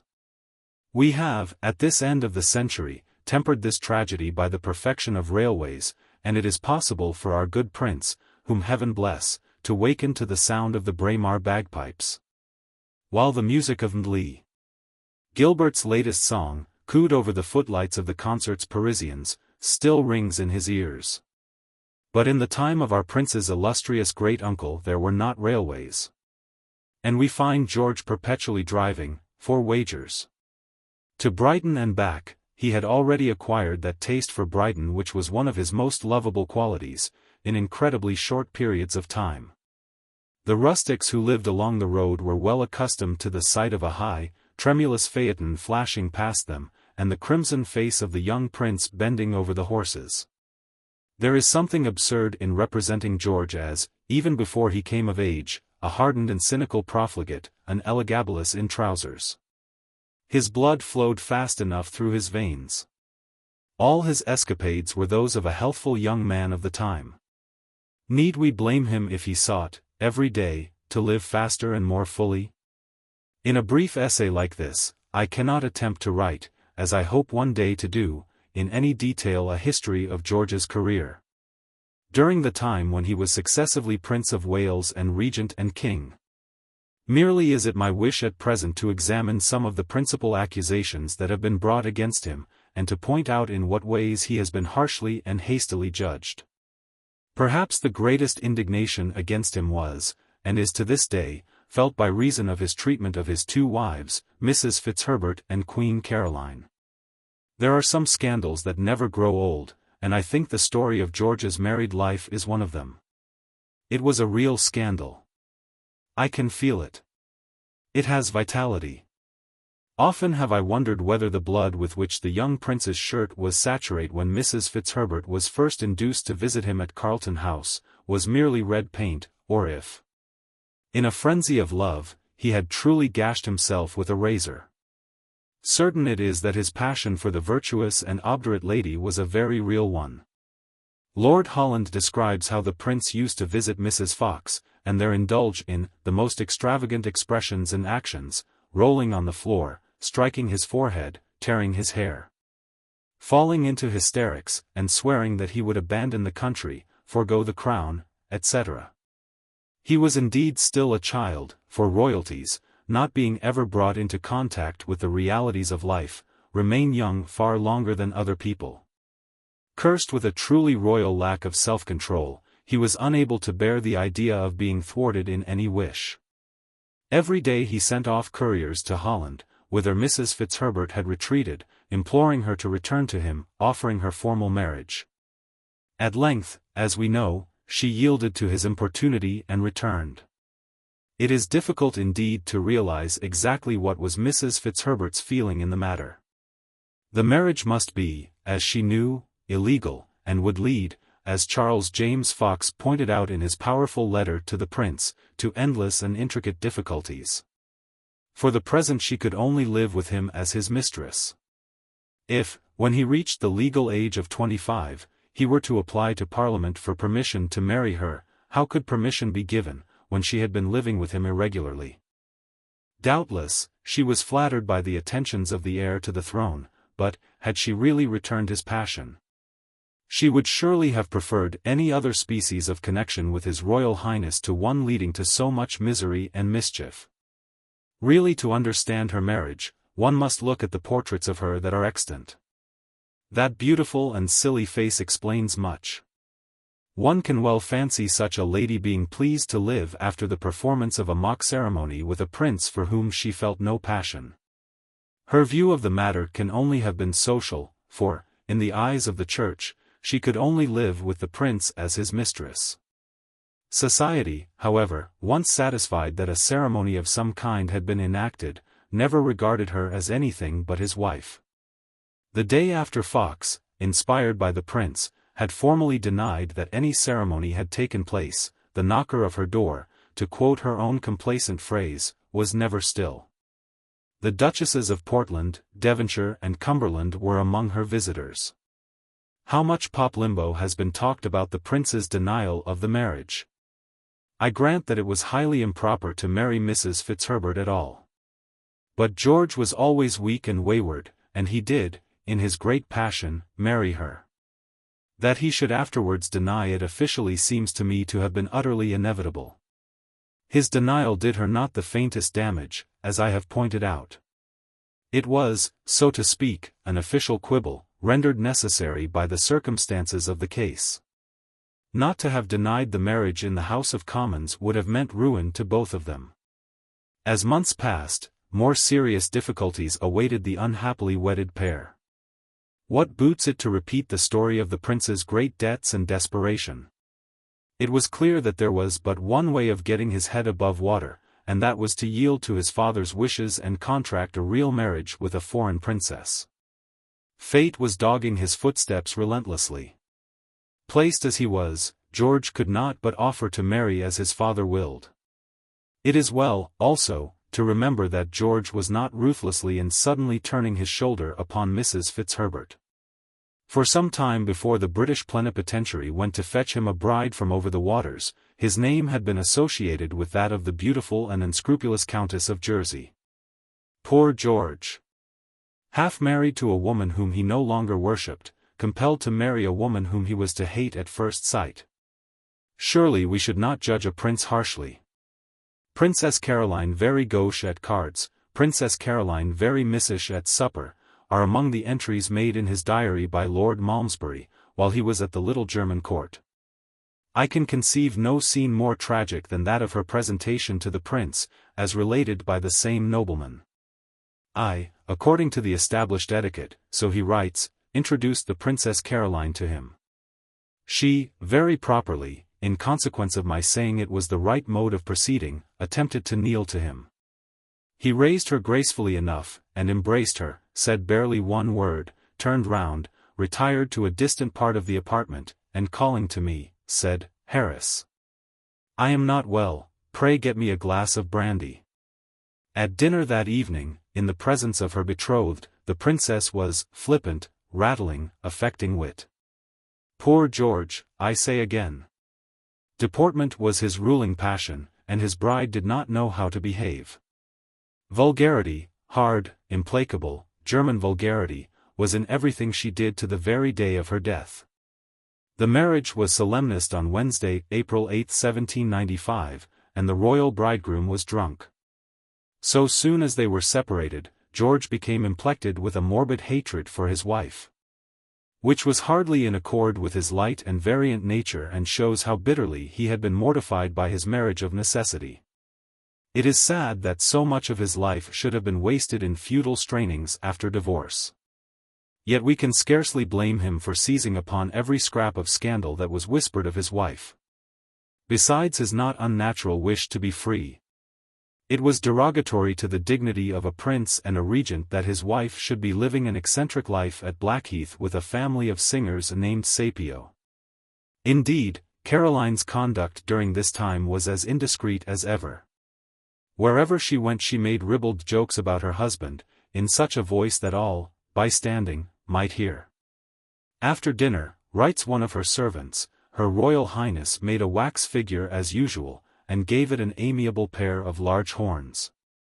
Then took 3 pins out of her garment and stuck them through, and put the figure to roast and melt at the fire. What a silly piece of spite! Yet it is impossible not to laugh when one sees it done. Imagine the feelings of the first gentleman in Europe when the unseemly story of these pranks was whispered to him. For my own part, I fancy Caroline was innocent of any infidelity to her unhappy husband. But that is neither here nor there. Her behavior was certainly not above suspicion. It fully justified George in trying to establish a case for her divorce. When, at length, she went abroad, her vagaries were such that the whole of her English suite left her, and we hear of her travelling about the Holy Land attended by another family, named Bergami. When her husband succeeded to the throne, and her name was struck out of the liturgy, she dispatched expostulations in absurd English to Lord Liverpool. Receiving no answer, she decided to return and claim her right to be crowned Queen of England.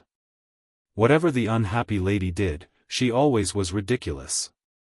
One cannot but smile as one reads of her posting along the French roads in a yellow travelling chariot drawn by cart horses, with a retinue that included an alderman, or reclaimed lady-in-waiting, an Italian count, the eldest son of the alderman, and a fine little female child, about 3 years old, whom Her Majesty, in conformity with her benevolent practices on former occasions, had adopted.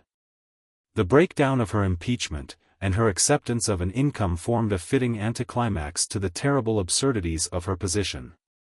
She died from the effects of a chill caught when she was trying vainly to force a way to her husband's coronation. Unhappy woman! Our sympathy for her is not misgiven. Fate wrote her a most tremendous tragedy, and she played it in tights. Let us pity her, but not forget to pity her husband, the king, also. It is another common accusation against George that he was an undutiful and unfeeling son. If this was so, it is certain that not all the blame is to be laid upon him alone. There is more than one anecdote which shows that King George disliked his eldest son, and took no trouble to conceal his dislike, long before the boy had been freed from his tutors.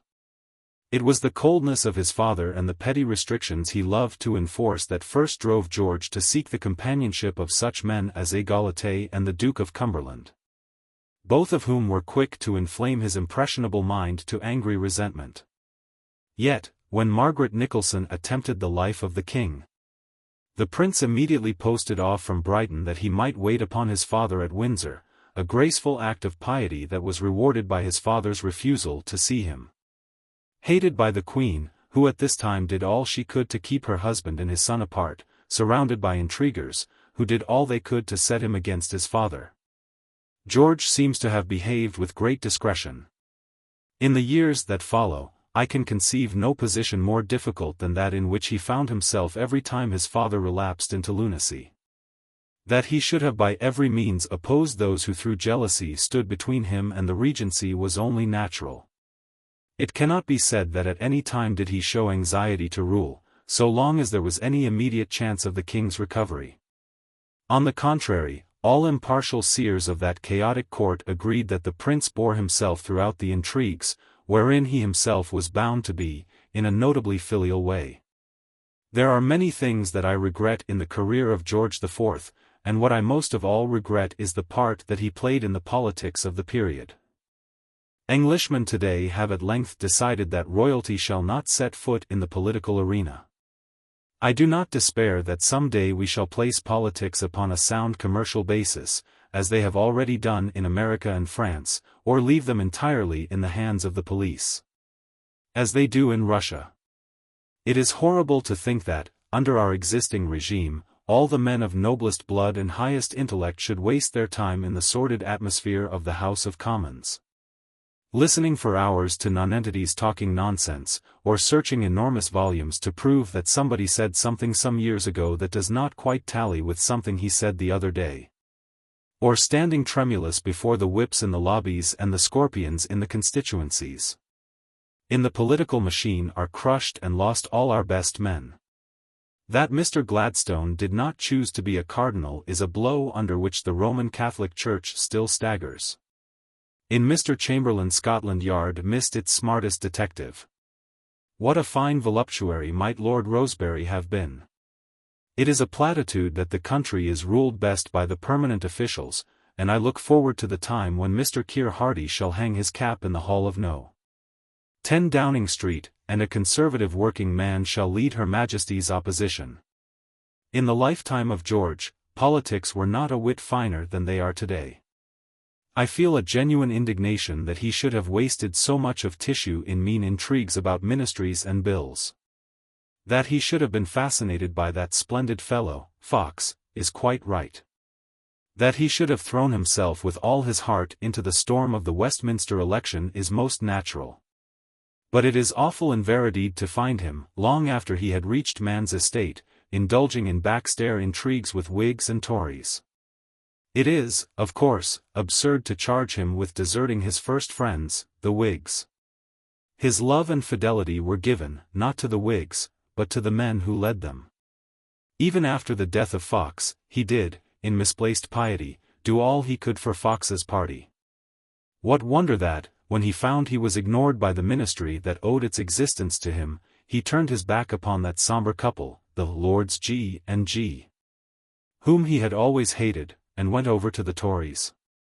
Among the Tories he hoped to find men who would faithfully perform their duties and leave him leisure to live his own beautiful life. I regret immensely that his part in politics did not cease here. The state of the country and of his own finances, and also, I fear, a certain love that he had imbibed for political manipulation, prevented him from standing aside.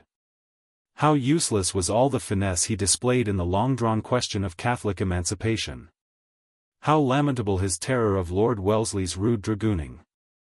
And is there not something pitiable in the thought of the regent at a time of ministerial complications lying prone on his bed with a sprained ankle, and taking, as was whispered, in one day as many as 700 drops of laudanum? Some said he took these doses to deaden the pain. But others, and among them his brother Cumberland, declared that the sprain was all a sham. I hope it was. The thought of a voluptuary in pain is very terrible. In any case, I cannot but feel angry, for George's own sake and that of his kingdom, that he found it impossible to keep further aloof from the wearisome troubles of political life. His wretched indecision of character made him an easy prey to unscrupulous ministers, while his extraordinary diplomatic powers and almost extravagant tact made them, in their turn, an easy prey to him. In these two processes much of his genius was spent untimely. I must confess that he did not quite realize where his duties ended. He wished always to do too much. If you read his repeated appeals to his father that he might be permitted to serve actively in the British army against the French, you will acknowledge that it was through no fault of his own that he did not fight. It touches me to think that in his declining years he actually thought that he had led one of the charges at Waterloo.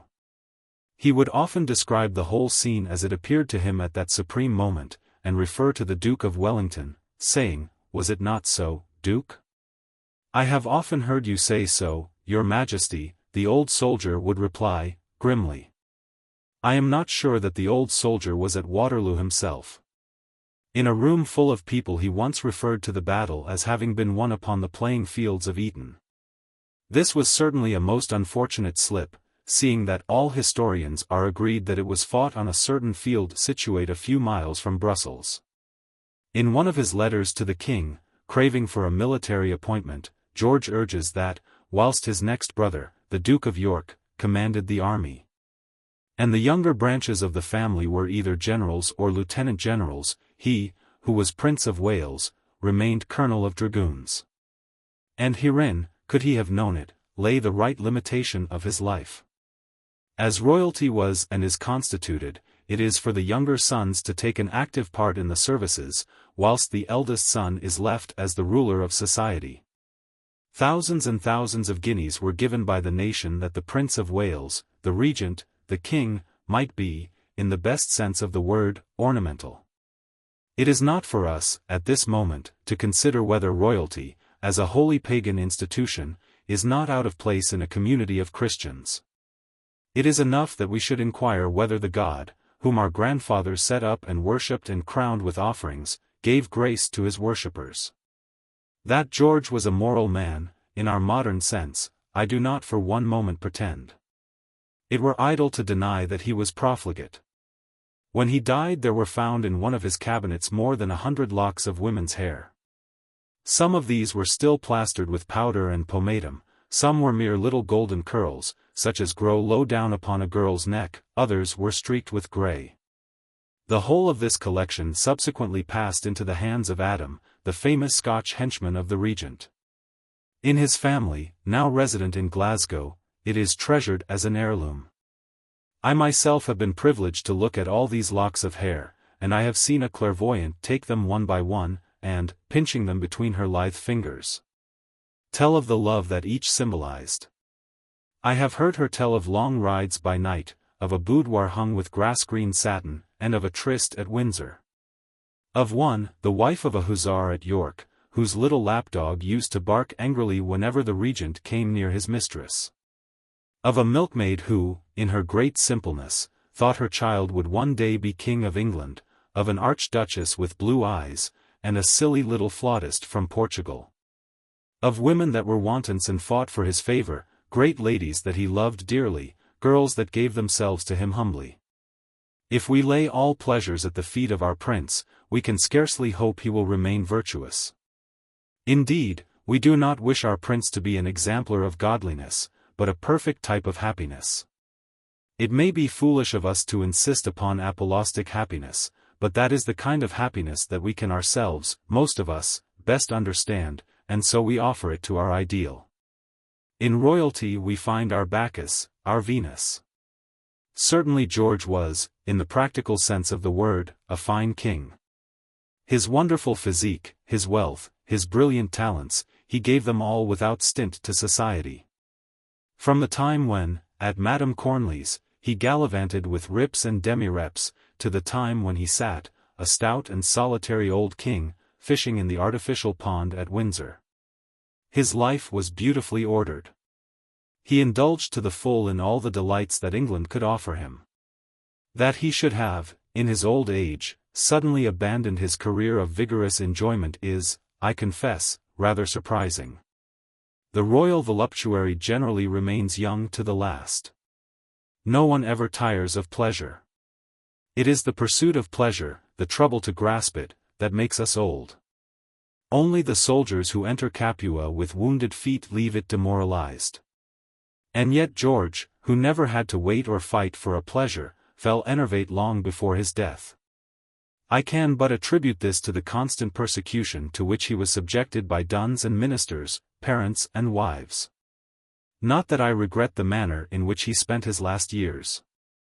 On the contrary, I think it was exceedingly cozy. I like to think of the king, at Windsor, lying abed all the morning in his darkened room, with all the sporting papers scattered over his quilt and a little decanter of the favorite cherry brandy within easy reach. I like to think of him sitting by his fire in the afternoon and hearing his ministers ask for him at the door and piling another log upon the fire, as he heard them sent away by his servant. It was not, I acknowledge, a life to kindle popular enthusiasm. But most people knew little of its mode. For all they knew, His Majesty might have been making his soul or writing his memoirs. In reality, George was now too fat by far to brook the observation of casual eyes. Especially he hated to be seen by those whose memories might bear them back to the time when he had yet a waist.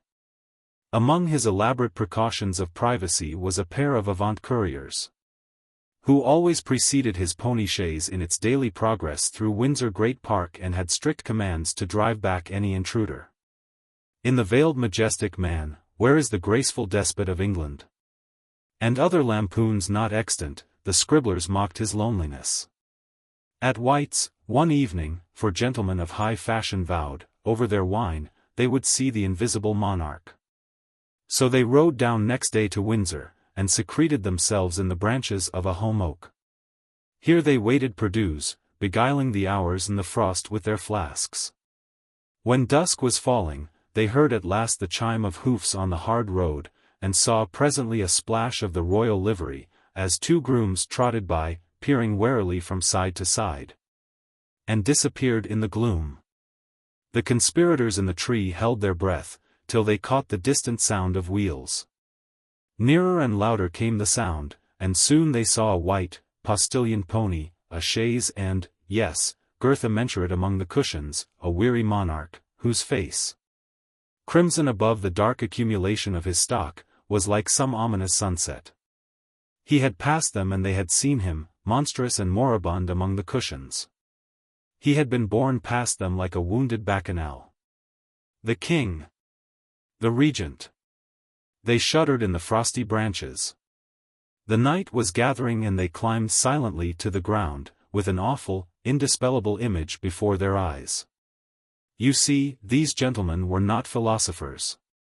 Remember, also, that the strangeness of their escapade, the cramped attitude they had been compelled to maintain in the branches of the holm oak, the intense cold and their frequent resort to the flask must have all conspired to exaggerate their emotions and prevent them from looking at things in a rational way. After all, George had lived his life. He had lived more fully than any other man. And it was better really that his death should be preceded by decline.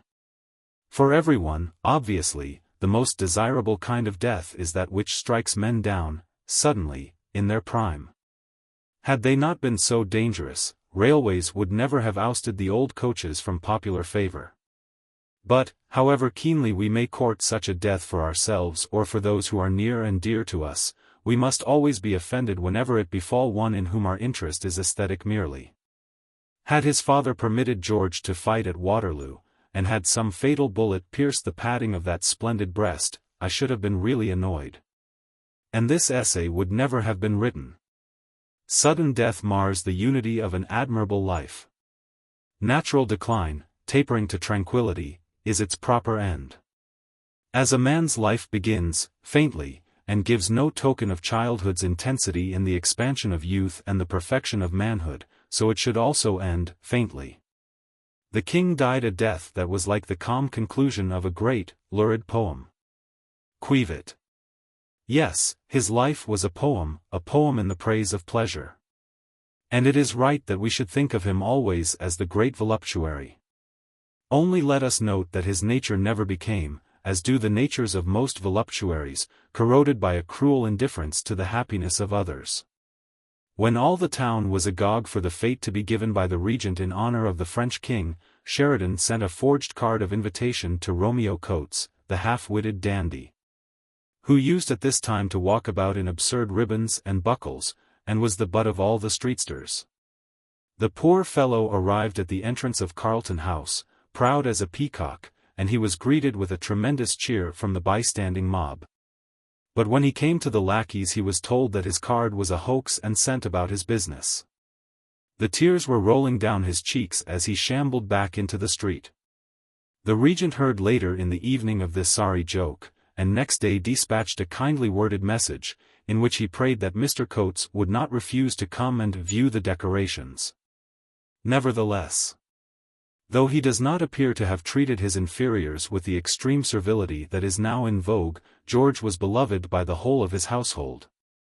And many are the little tales that are told to illustrate the kindliness and consideration he showed to his valets and his jockeys and his stable boys. That from time to time he dropped certain of his favorites is no cause for blaming him. Remember that a great personage, like a great genius, is dangerous to his fellow creatures. The favorites of royalty live in an intoxicant atmosphere. They become unaccountable for their behavior. Either they get beyond themselves, and, like Brummel, forget that the king, their friend, is also their master, or they outrun the constable and go bankrupt. Or cheat at cards in order to keep up their position, or do some other foolish thing that makes it impossible for the king to favor them more. Old friends are generally the refuge of unsociable persons. Remembering this also, gauge the temptation that besets the very leader of society to form fresh friendships, when all the cleverest and most charming persons in the land are standing ready, like supers at the wings, to come on and please him. At Carlton House there was a constant succession of wits. Minds were preserved for the Prince of Wales, as coverts are preserved for him today. For him Sheridan would flash his best bon mot, and Theodore Hook play his most practical joke, his swiftest chansonette. And Fox would talk, as only he could, of liberty and of patriotism, and Byron would look more than ever like Isidore de Lara as he recited his own bad verses. And Sir Walter Scott would pour out with an endless generosity his store of old-world learning, kindness, and humor. Of such men George was a splendid patron. He did not merely sit in his chair, gaping princely at their wit and their wisdom, but quoted with the scholars and argued with the statesmen and jested with the wits. Dr. Burney, an impartial observer, says that he was amazed by the knowledge of music that the regent displayed in a half-hour's discussion over the wine. Croker says that the prince and Scott were the two most brilliant storytellers, in their several ways, he had ever happened to meet. Both exerted themselves, and it was hard to say which shone the most. Indeed, His Royal Highness appears to have been a fine conversationalist, with a wide range of knowledge and great humor. We, who have come at length to look upon stupidity as one of the most sacred prerogatives of royalty, can scarcely realize that, if George's birth had been never so humble, he would have been known to us as a most admirable scholar and wit, or as a connoisseur of the arts. It is pleasing to think of his love for the Flemish school of painting, for Wilkie and Sir Thomas Lawrence. The splendid portraits of foreign potentates that hang in the banqueting room at Windsor bear witness to his sense of the canvas. In his later years he exerted himself strenuously in raising the tone of the drama. His love of the classics never left him. We know he was fond of quoting those incomparable poets, Homer, at great length, and that he was prominent in the papyrus craze. Indeed, he inspired society with a love of something more than mere pleasure, a love of the humaner delights. He was a giver of tone. At his coming, the bluff, disgusting ways of the Tom and Jerry period gave way to those florid graces that are still called Georgian. A pity that George's predecessor was not a man, like the prince consort, of strong chastening influence. Then might the bright flamboyance which he gave to society have made his reign more beautiful than any other, a real renaissance. But he found London a wild city of taverns and cockpits, and the grace which in the course of years he gave to his subjects never really entered into them. The cockpits were gilded and the taverns painted with color, but the heart of the city was vulgar, even as before. The simulation of higher things did indeed give the note of a very interesting period, but how shallow that simulation was and how merely it was due to George's own influence. We may see in the light of what happened after his death. The good that he had done died with him. The refinement he had laid upon vulgarity fell away, like enamel from withered cheeks. It was only George himself who had made the sham endure. The Victorian era came soon, and the angels rushed in and drove the nymphs away and hung the land with reps. I have often wondered whether it was with a feeling that his influence would be no more than lifelong, that George allowed Carlton House, that dear structure, the very work of his life and symbol of his being, to be razed. I wish that Carlton House were still standing. I wish we could still walk through those corridors, whose walls were crusted with ormolu, and parquet floors were so glossy that, were Narcissus to come down from heaven, he would, I maintain, need no other mirror for his beauty. I wish that we could see the pier glasses and the girandoles and the twisted sofas, the fawns foisted upon the ceiling and the rident goddesses along the wall. These things would make George's memory dearer to us, help us to a fuller knowledge of him. I am glad that the pavilion still stands here in Brighton.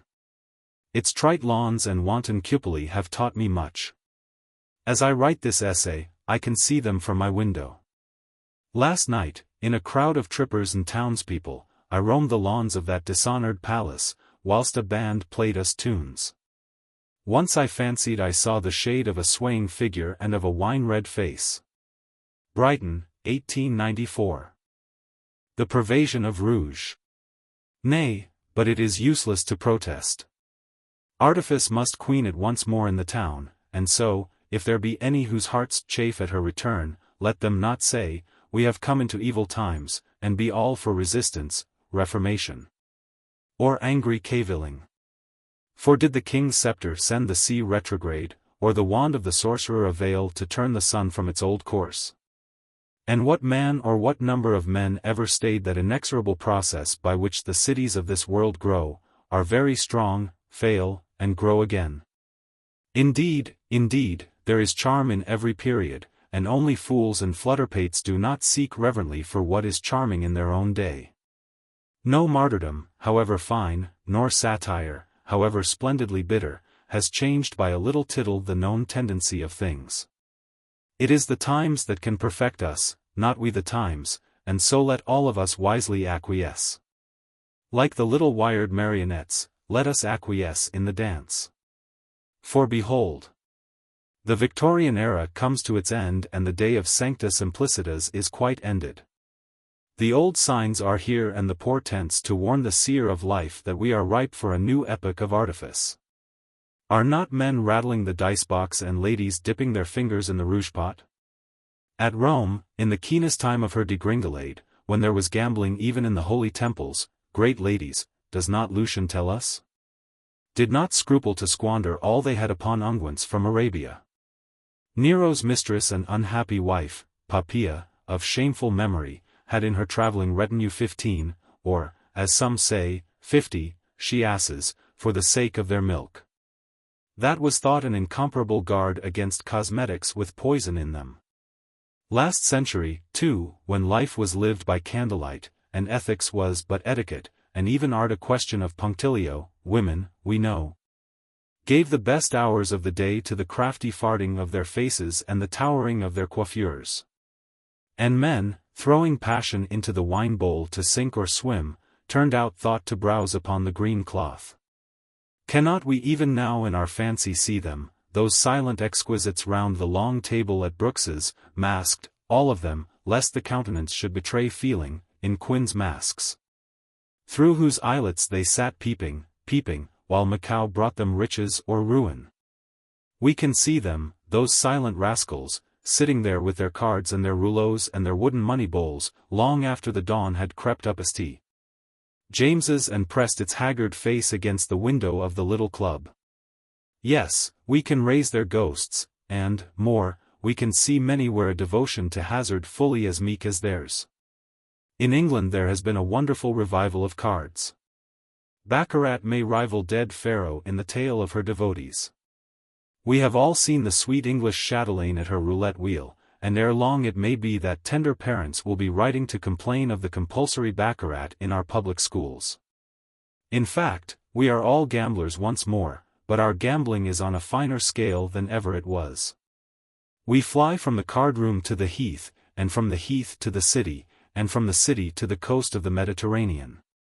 And just as no one seriously encourages the clergy in its frantic efforts to lay the spirit of chance that has thus resurged among us, so no longer are many faces set against that other great sign of a more complicated life, the love for cosmetics. No longer is a lady of fashion blamed if, to escape the outrageous persecution of time, she fly for sanctuary to the toilet table. And if a damosel, prying in her mirror, be sure that with brush and pigment she can trick herself into more charm, we are not angry. Indeed, why should we ever have been? Surely it is laudable, this wish to make fair the ugly and overtop fairness, and no wonder that within the last 5 years the trade of the makers of cosmetics has increased immoderately, 20-fold. So one of these makers has said to me, "We need but walk down any modish street and peer into the little broughams that flit past, or, in Thackeray's phrase, under the bonnet of any woman we meet, to see over how wide a kingdom rouge reigns."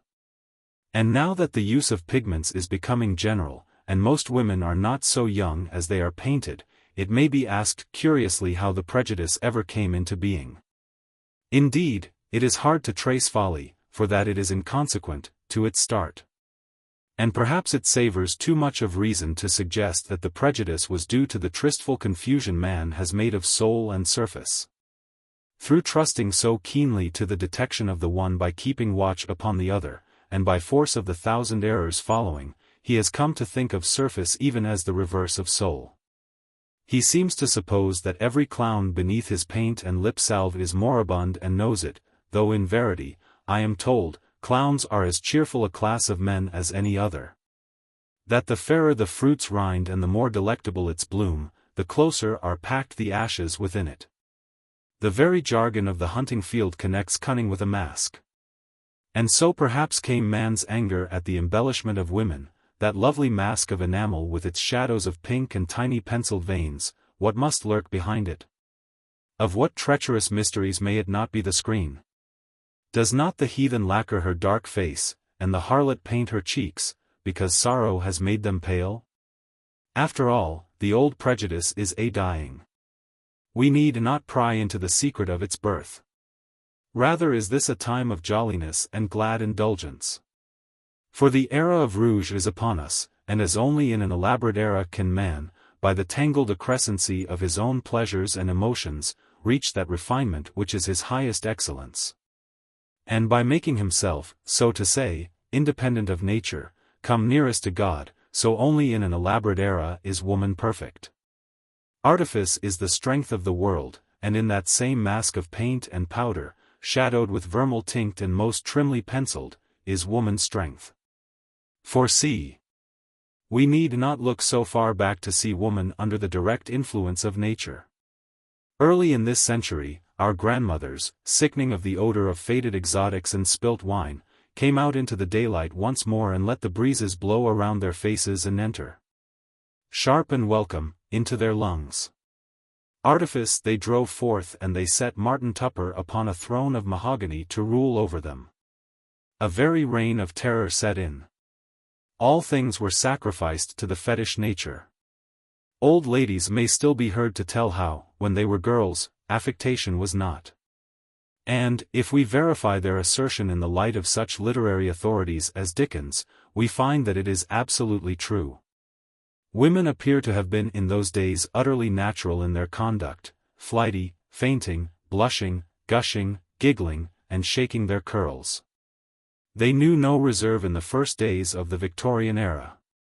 No thought was held too trivial, no emotion too silly, to express. To nature everything was sacrificed. Great heavens! And in those barren days what influence did women exert? By men they seem not to have been feared nor loved, but regarded rather as dear little creatures, or wonderful little beings. And in their relation to life as foolish and ineffectual as the landscapes they did in watercolor. Yet, if the women of those years were of no great account, they had a certain charm, and they at least had not begun to trespass upon men's ground.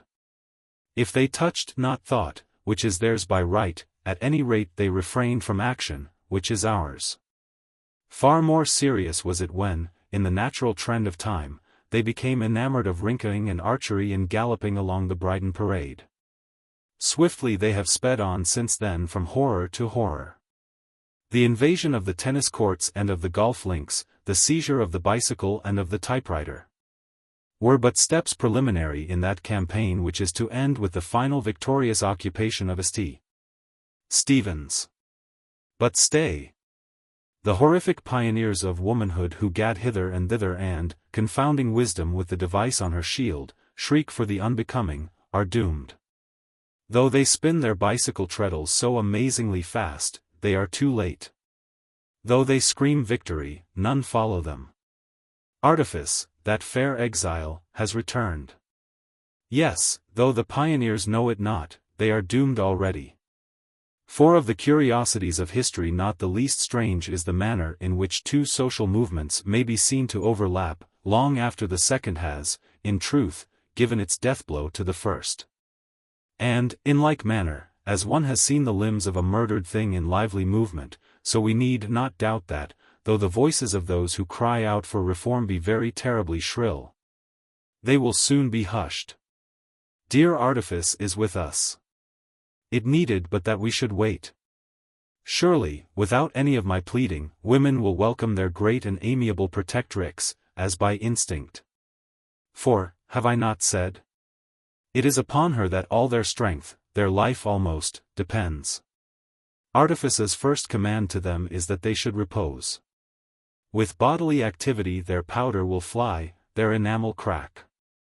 They are butterflies who must not flit, if they love their bloom. Now, setting aside the point of view of passion, from which very many obvious things might be said, and probably have been by the minor poets, it is, from the intellectual point of view, quite necessary that a woman should repose. Hers is the resupinate sex. On her couch she is a goddess, but so soon as ever she put her foot to the ground, ho, she is the veriest little silly pop, and quite done for. She cannot rival us in action, but she is our mistress in the things of the mind. Let her not by second-rate athletics, nor indeed by any exercise soever of the limbs, spoil the pretty procedure of her reason. Let her be content to remain the guide, the subtle suggester of what we must do, the strategist whose soldiers we are, the little architect whose workmen. After all, as a pretty girl once said to me, women are a sex by themselves, so to speak, and the sharper the line between their worldly functions and ours, the better. This greater swiftness and less erring subtlety of mind, their forte and privilege, justifies the painted mask that artifice bids them wear. Behind it their minds can play without let. They gain the strength of reserve. They become important, as in the days of the Roman Empire were the emperor's mistresses, as was the Pompadour at Versailles, as was our Elizabeth. Yet do not their faces become lined with thought, beautiful and without meaning are their faces. And, truly, of all the good things that will happen with the full revival of cosmetics, one of the best is that surface will finally be severed from soul. That damnable confusion will be solved by the extinguishing of a prejudice which, as I suggest, itself created. Too long has the face been degraded from its rank as a thing of beauty to a mere vulgar index of character or emotion. We had come to troubling ourselves, not with its charm of color and line, but with such questions as whether the lips were sensuous, the eyes full of sadness, the nose indicative of determination. I have no quarrel with physiognomy. For my own part one believe in it. But it has tended to degrade the face aesthetically, in such wise as the study of chirosophy has tended to degrade the hand. And the use of cosmetics, the masking of the face, will change this. We shall gaze at a woman merely because she is beautiful, not stare into her face anxiously, as into the face of a barometer. How fatal it has been, in how many ways, this confusion of soul and service. Wise were the Greeks in making plain masks for their mummers to play in, and dunces we not to have done the same. Only the other day, an actress was saying that what she was most proud of in her art, next, of course, to having appeared in some provincial pantomime at the age of 3, was the deftness with which she contrived, in parts demanding a rapid succession of emotions, to dab her cheeks quite quickly with rouge from the palm of her right hand or powder from the palm of her left. Gracious goodness! Why do not we have masks upon the stage? Drama is the presentment of the soul in action. The mirror of the soul is the voice. Let the young critics, who seek a cheap reputation for austerity, by cavilling at incidental music, set their faces rather against the attempt to justify inferior dramatic art by the subvention of a quite alien art like painting, of any art, indeed, whose sphere is only surface. Let those, again, who sneer, so rightly, at the painted anecdotes of the Academy, censure equally the writers who trespass on painters' ground. It is a proclaimed sin that a painter should concern himself with a good little girl's affection for a Scotch greyhound, or the keen enjoyment of their port by elderly gentlemen of the early 40s. Yet, for a painter to prod the soul with his paintbrush is no worse than for a novelist to refuse to dip under the surface.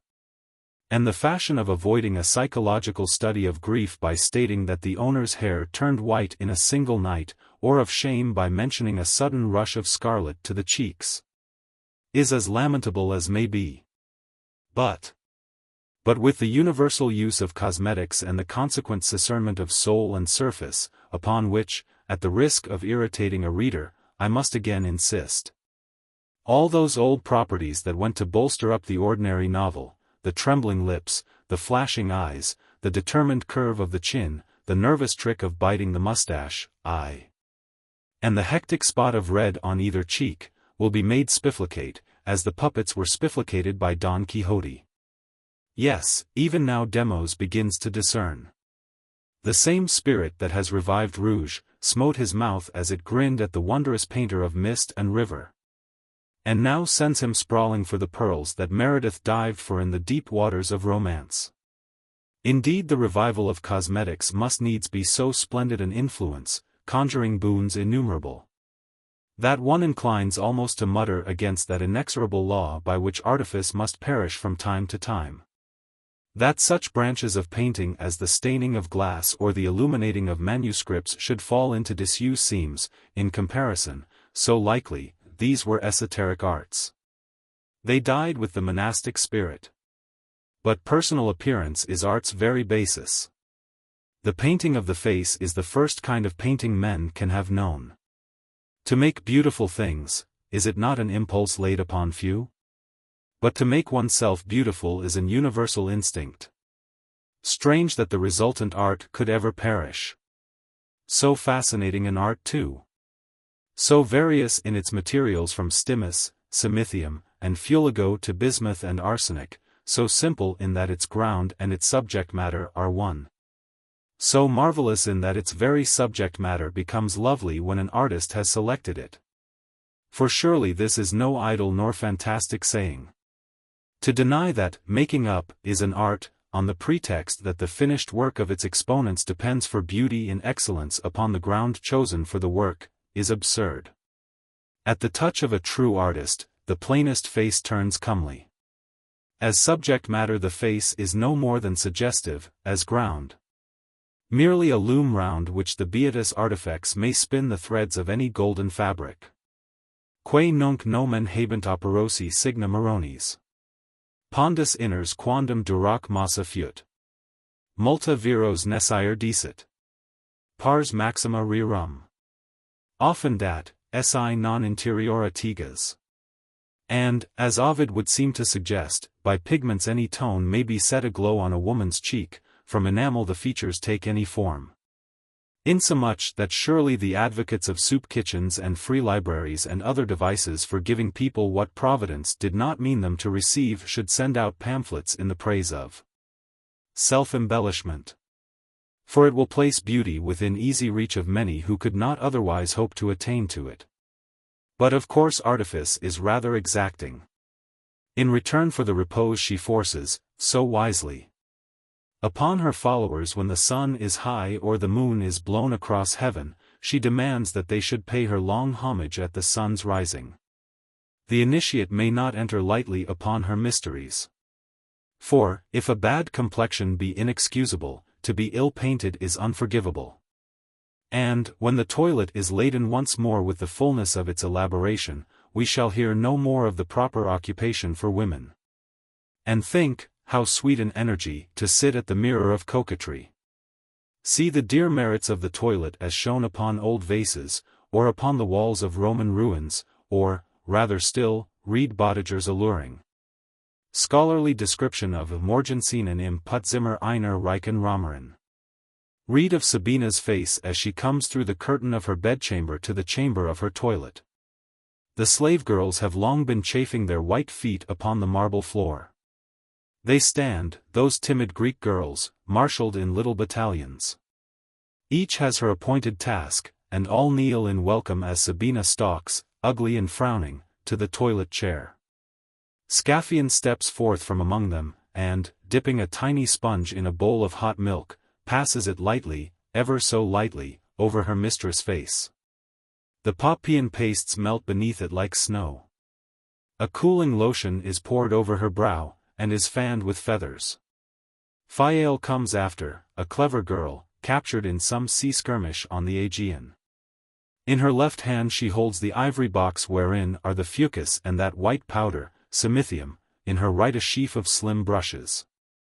With how sure a touch does she mingle the colors, and in what sweet proportion blushes and blanches her lady's upturned face. Phaeal is the cleverest of all the slaves. Now Calamus dips her quill in a certain powder that floats, liquid and sable, in the hollow of her palm. Standing upon tiptoe and with lips parted, she traces the arch of the eyebrows.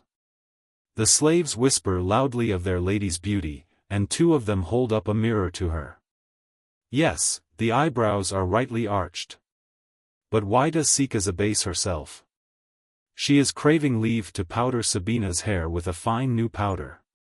It is made of the grated rind of the cedar tree, and a Gallic perfumer, whose stall is near the circus, gave it to her for a kiss. No lady in Rome knows of it. And so, when 4 special slaves have piled up the headdress, out of a perforated box this glistening powder is showered.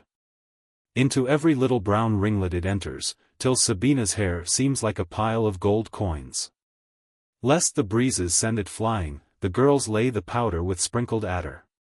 Soon Sabina will start for the temple of Cybele. Ah! Such are the lures of the toilet that none will for long hold aloof from them. Cosmetics are not going to be a mere prosaic remedy for age or plainness, but all ladies and all young girls will come to love them. Does not a certain blithe marquise, whose lettres in times from the court of Louis XVI are less read than their wit deserves, tell us how she was scandalized to see même les toutes jeunes demoiselles emailées comme ma tabatière?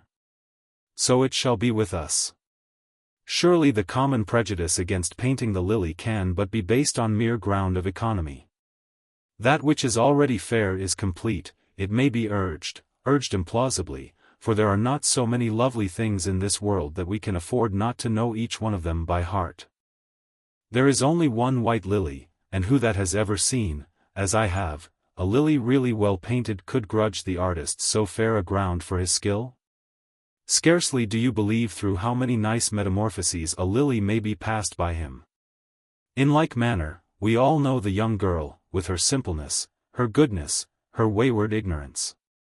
And a very charming ideal for England must she have been, and a very natural one, when a young girl sat even on the throne. But no nation can keep its ideal forever, and it needed none of Mr. Gilbert's delicate satire in Utopia to remind us that she had passed out of our ken with the rest of the early Victorian era. What writer of plays, as lately asked some pressman, who had been told off to attend many first nights and knew what he was talking about, ever dreams of making the young girl the center of his theme? Rather he seeks inspiration from the tried and tired woman of the world, in all her intricate maturity, whilst, by way of comic relief, he sends the young girl flitting in and out with a tennis racket, the poor epsilon delta omega lambda omicron nu mu alpha upsilon rho nu of her former self. The season of the unsophisticated is gone by, and the young girl's final extinction beneath the rising tides of cosmetics will leave no gap in life and will rob art of nothing. Tush, I can hear some damned flutter-pate exclaim, girlishness and innocence are as strong and as permanent as womanhood itself. Why, a few months past, the whole town went mad over Miss Sissy Loftus. Was not hers a success of girlish innocence and the absence of rouge? If such things as these be outmoded, why was she so wildly popular? Indeed, the triumph of that clever girl, whose debut made London nice even in August, is but another witness to the truth of my contention. In a very sophisticated time, simplicity has a new dulcedo. Hers was a success of contrast. Accustomed to clever malaperts like Miss Lloyd or Miss Reeve, whose experienced pouts and smiles under the sunbonnet are a standing burlesque of innocence and girlishness, Demos was really delighted. For once in a way, to see the real presentment of these things upon his stage. Coming after all those sly serioses, coming so young and mere with her pink frock and straightly combed hair, Miss Sissy Loftus had the charm which things of another period often do possess. Besides, just as we adored her for the abrupt nod with which she was wont at first to acknowledge the applause, so we were glad for her to come upon the stage with nothing to tinge the ivory of her cheeks. It seemed so strange, that neglect of convention. To be behind footlights and not rouged. Yes, hers was a success of contrast. She was like a daisy in the window at Solomon's. She was delightful. And yet, such is the force of convention, that when last I saw her, playing in some burlesque at the Gaiety, her fringe was curled and her pretty face rouged with the best of them. And, if further need be to show the absurdity of having called her performance a triumph of naturalness over the jaded spirit of modernity, let us reflect that the little mimic was not a real old-fashioned girl after all. She had none of that restless naturalness that would seem to have characterized the girl of the early Victorian days. She had no pretty ways, no smiles nor blushes nor tremors. Possibly Demos could not have stood a presentment of girlishness unrestrained. But, with her grave insouciance, Miss Sissy Loftus had much of the reserve that is one of the factors of feminine perfection, and to most comes only, as I have said, with artifice. Her features played very, very slightly. And in truth, this may have been one of the reasons of her great success. For expression is but too often the ruin of a face. And, since we cannot, as yet, so order the circumstances of life that women shall never be betrayed into an unbecoming emotion, when the brunette shall never have cause to blush nor La Gioconda to frown, the safest way by far is to create, by brush and pigments, artificial expression for every face. And this, say you, will make monotony? You are mistaken, todo calo mistaken. When your mistress has wearied you with one expression, then it will need but a few touches of that pencil, a backward sweep of that brush, and ho, you will be reveling in another.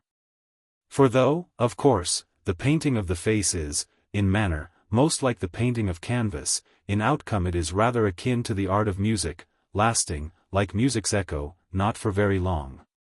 So that, no doubt, of the many little appurtenances of the reformed toilet table, not the least vital will be a list of the emotions that become its owner, with recipes for simulating them. According to the color she wills her hair to be for the time, black or yellow or, peradventure, burnished red, she will blush for you, sneer for you, laugh or languish for you. The good combinations of line and color are nearly numberless, and by their means poor restless woman will be able to realize her moods in all their shades and lights and dappledoms. To live many lives and masquerade through many moments of joy. No monotony will be.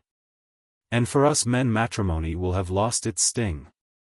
But that in the world of women they will not neglect this art, so ripping in itself, in its result so wonderfully beneficent, I am sure indeed.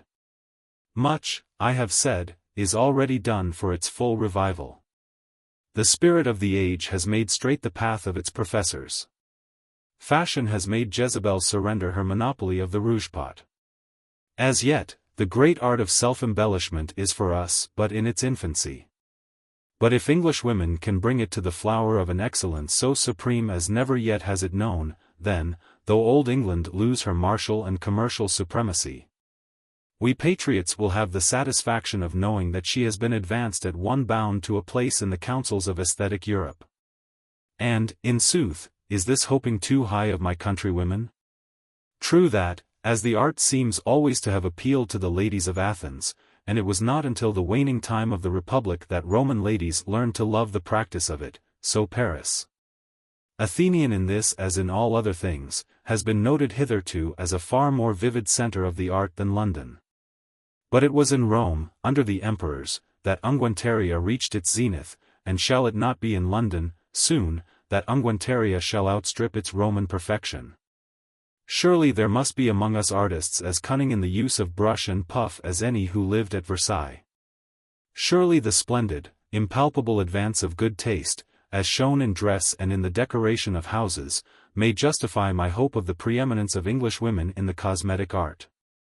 By their innate delicacy of touch they will accomplish much, and much, of course, by their swift feminine perception. Yet it were well that they should know something also of the theoretical side of the craft. Modern authorities upon the mysteries of the toilet are, it is true, rather few. But among the ancients many a writer would seem to have been fascinated by them. Archigenes, a man of science at the court of Cleopatra, and Crichton at the court of the Emperor Trajan.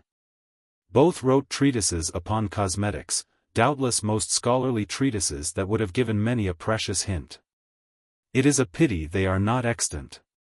From Lucian or from Juvenal, with his bitter picture of a Roman levy, much may be learnt, from the staid pages of Xenophon and Aristophanes' dear farces. But best of all is that fine book of the Ars Amatoria that Ovid has set aside for the consideration of dyes, perfumes, and pomades. Written by an artist who knew the allurement of the toilet and understood its philosophy, it remains without rival as a treatise upon artifice. It is more than a poem, it is a manual. And if there be left in England any lady who cannot read Latin in the original, she will do well to procure a discreet translation. In the Bodleian Library there is treasured the only known copy of a very poignant and delightful rendering of this one book of Ovid's masterpiece. It was made by a certain Y. Waltonstall, who lived in the days of Elizabeth, and, seeing that he dedicated it to the virtuous ladies and gentlewomen of Great Britain. I am sure that the gallant writer, could he know of our great renaissance of cosmetics, would wish his little work to be placed once more within their reach. Inasmuch as to you, ladies and gentlewomen, so he writes in his queer little dedication, my book of pigments doth first address itself. That it may kiss your hands and afterward have the lines thereof in reading sweetened by the odor of your breath. While the dead letters formed into words by your divided lips may receive new life by your passionate expression, and the words married in that ruby-colored temple may thus happily united. Multiply your contentment. It is rather sad to think that, at this crisis in the history of pigments, the virtuous ladies and gentlewomen cannot read the libellus of Y. Waltonstall, who did so dearly love pigments. But since the days when these great critics wrote their treatises, with what gifts innumerable has artifice been loaded by science. Many little partitions must be added to the Narthecium before it can comprehend all the new cosmetics that have been quietly devised since classical days. And will make the modern toilet chalks away more splendid in its possibilities. A pity that no one has devoted himself to the compiling of a new list. But doubtless all the newest devices are known to the admirable unguentarians of Bond Street, who will impart them to their clients. Our thanks, too, should be given to science for ridding us of the old danger that was latent in the use of cosmetics. Nowadays they cannot, being purged of any poisonous element, do harm to the skin that they make beautiful. There need be no more sowing the seeds of destruction in the furrows of time, no martyrs to the cause like Maria, Countess of Coventry, that fair dame but infelix, who died, so they relate, from the effect of a poisonous rouge upon her lips. No, we need have no fears now. Artifice will claim not another victim from among her worshippers. Loveliness shall sit at the toilet, watching her oval face in the oval mirror. Her smooth fingers shall flit among the paints and powder, to tip and mingle them, catch up a pencil, clasp a file, and what not, until the mask of vermeil tinct has been laid aptly. The enamel quite hardened. And, heavens, how she will charm us and ensorcel our eyes. Positively Rouge will rob us for a time of all our reason, we shall go mad over masks. Was it not at Capua that they had a whole street where nothing was sold but dyes and unguents? We must have such a street, and, to fill our new Supplasia, our arcade of the unguents, all herbs and minerals and live creatures shall give of their substance. The white cliffs of Albion shall be ground to powder for loveliness, and perfumed by the ghost of many a little violet. The fluffy eiderducks, that are swimming round the pond, shall lose their feathers, that the powder puff may be moonlike as it passes over loveliness' lovely face. Even the camels shall become ministers of delight, giving many tufts of their hair to be stained in her splendid color box, and across her cheek the swift hare's foot shall fly as of old. The sea shall offer her the fucus, its scarlet weed. We shall spill the blood of mulberries at her bidding. And, as in another period of great ecstasy, a dancing wanton, La Belle Aubrey, was crowned upon a church's lighted altar, so Arsenic, that green-tressed goddess, ashamed at length of skulking between the soup of the unpopular and the test-tubes of the Queen's analyst, shall be exalted to a place of consummate honor upon the toilet-table of loveliness. All these things shall come to pass. Times of jolliness and glad indulgence. For Artifice, whom we drove forth, has returned among us, and, though her eyes are red with crying, she is smiling forgiveness. She is kind. Let us dance and be glad, and trip the cock-a-hoop. Artifice, sweetest exile, is come into her kingdom. Let us dance her a welcome. Oxford, 1894. Poor Romeo. Even now Bath glories in his legend, not idly, for he was the most fantastic animal that ever stepped upon her pavement. Were ever a statue given him, and indeed he is worthy of a grotesque in marble, it would be put in Pulteney Street or the Circus. I know that the palm trees of Antigua overshadowed his cradle, that there must be even now in Boulogne many who set eyes on him in the time of his less fatuous declension, that he died in London. But Mr. Coates, for of that Romeo I write, must be claimed by none of these places. Bath saw the laughable disaster of his debut, and so, in a manner, his whole life seems to belong to her, and the story of it to be a part of her annals. The Antiguan was already on the brink of middle age when he first trod the English shore. But, for all his 37 years, he had the heart of a youth, and his purse being yet as heavy as his heart was light. The English sun seemed to shine gloriously about his path and gild the letters of introduction that he scattered everywhere. Also, he was a gentleman of amiable, nearly elegant mien, and something of a scholar. His father had been the most respectable resident Antigua could show, so that little Robert, the future Romeo, had often sat at dessert with distinguished travelers through the Indies. But in the year 1807 old Mr. Coates had died. As we may read in volume LXXVI of the Gentleman's Magazine, the Almighty, whom he alone feared, was pleased to take him from this life, after having sustained an untarnished reputation for 73 years.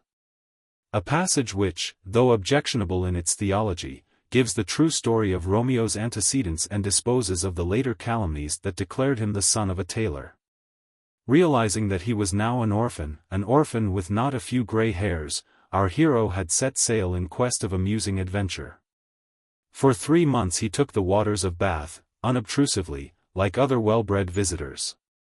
His attendance was solicited for all the most fashionable routes, and at assemblies he sat always in the shade of some titled turban.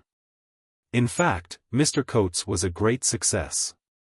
There was an air of most romantic mystery that endeared his presence to all the damsels fluttering fans in the pump room. It set them vying for his conduct through the mazes of the quadrille or of the triumph, and blushing at the sound of his name. Alas! Their tremulous rivalry lasted not long. Soon they saw that Emma, sole daughter of Sir James Tilney Long, that wealthy baronet, had cast a magic net about the warm Antiguan heart. In the wake of her chair, by night and day, Mr. Coates was obsequious. When she cried that she would not drink the water without some delicacy to banish the iron taste, it was he who stood by with a box of vanilla rusks. When he shaved his great mustachio, it was at her caprice. And his devotion to Miss Emma was the more noted for that his own considerable riches were proof that it was true and single. He himself warned her, in some verses written for him by Euphemia Boswell, against the crew of penniless admirers who surrounded her. Lady, ah! Too bewitching lady! Now beware of artful men that fain would thee ensnare. Not for thy merit, but thy fortune's sake. Give me your hand, your cash let venals take. Miss Emma was his first love. To understand his subsequent behavior, let us remember that Cupid's shaft pierces most poignantly the breast of middle age. Not that Mr. Coates was laughed at in Bath for a love-alackadaisy. On the contrary, his mien, his manner, were as yet so studiously correct, his speech so reticent, that laughter had been unusually inept. The only strange taste evinced by him was his devotion to theatricals. He would hold forth, by the hour, upon the fine conception of such parts as Macbeth, Othello and, especially, Romeo. Many ladies and gentlemen were privileged to hear him recite, in this or that drawing-room, after supper. All testified to the real fire with which he inflamed the lines of love or hatred. His voice, his gesture, his scholarship, were all approved. A fine symphony of praise assured Mr. Coates that no suitor worthier than he had ever courted Thespis. The lust for the footlight's glare grew lurid in his mothish eye. What, after all, were these poor triumphs of the parlour? It might be that contemptuous Emma, hearing the loud salvos of the gallery and boxes, would call him at length her lord. At this time there arrived at the York House Mr. Price Gordon, whose memoirs we know. Mr. Coates himself was staying at No. Gay Street, but was in the habit of breakfasting daily at the York House, where he attracted Mr. Gordon's attention by rehearsing passages from Shakespeare. With a tone and gesture extremely striking both to the eye and the ear. Mr. Gordon warmly complimented him and suggested that he should give a public exposition of his art. The cheeks of the amateur flushed with pleasure. "I am ready and willing," he replied, "to play Romeo to a Bath audience, if the manager will get up the play and give me a good Juliet. My costume is superb and adorned with diamonds, but I have not the advantage of knowing the manager, Diamonds." Pleased by the stranger's ready wit, Mr. Gordon scribbled a note of introduction to Diamonds there and then. So soon as he had discussed a brace of muffins and so many eggs, the new Romeo started for the playhouse. And that very day bills were posted to the effect that a gentleman of fashion would make his first appearance on February 9th in a role of Shakespeare. All the lower boxes were immediately secured by Lady Belmore and other lights of Bath. Butlers and abigails, it is said, were commanded by their mistresses to take their stand in the centre of the pit and give Mr. Coates a capital, hearty clapping. Indeed, throughout the week that elapsed before the premiere, no pains were spared in assuring a great success. Miss Tilney Long showed some interest in the arrangements. Gossip spoke of her as a likely bride. The night came. Fashion, virtue, and intellect thronged the house. Nothing could have been more cordial than the temper of the gallery. All were eager to applaud the new Romeo. Presently, when the varlets of Verona had brawled, there stepped into the square, what, a mountebank, a monstrosity. Hurrah died upon every lip. The house was thunderstruck. Whose legs were in those scarlet pantaloons? Whose face grinned over that bolster cravat, and under that Charles II wig and opera hat? From whose shoulders hung that spangled sky-blue cloak? Was this bedizened scarecrow the amateur of fashion, for sight of whom they had paid their shillings? At length a voice from the gallery cried, "Good evening, Mr. Coates," and, as the Antiguan, for he it was, bowed low, the theatre was filled with yells of merriment. Only the people in the boxes were still silent, staring coldly at the protégé who had played them so odious a prank. Lady Belmore rose and called for her chariot. Her example was followed by several ladies of rank. The rest sat spellbound, and of their number was Miss Tilney Long, at whose rigid face many glasses were, of course, directed. Meanwhile the play proceeded. Those lines that were not drowned in laughter. Mr. Coates spoke in the most foolish and extravagant manner. He cut little capers at odd moments. He laid his hand on his heart and bowed, now to this, now to that part of the house, always with a grin. In the balcony scene he produced a snuff-box, and, after taking a pinch, offered it to the bewildered Juliet. Coming down to the footlights, he laid it on the cushion of the stage-box and begged the inmates to refresh themselves, and to pass the golden trifle on. The performance, so obviously grotesque, was just the kind of thing to please the gods. The limp of Hephaestus could not have called laughter so unquenchable from their lips. It is no trifle to set Englishmen laughing, but once you have done it, you can hardly stop them. Act after act of the beautiful love play was performed without one sign of satiety from the seers of it. The laughter rather swelled in volume. Romeo died in so ludicrous a way that a cry of encore arose and the death was actually twice repeated. At the fall of the curtain there was prolonged applause. Mr. Coates came forward, and the good-humored public pelted him with fragments of the benches.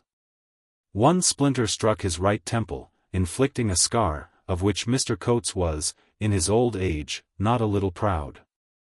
Such is the traditional account of this curious debut.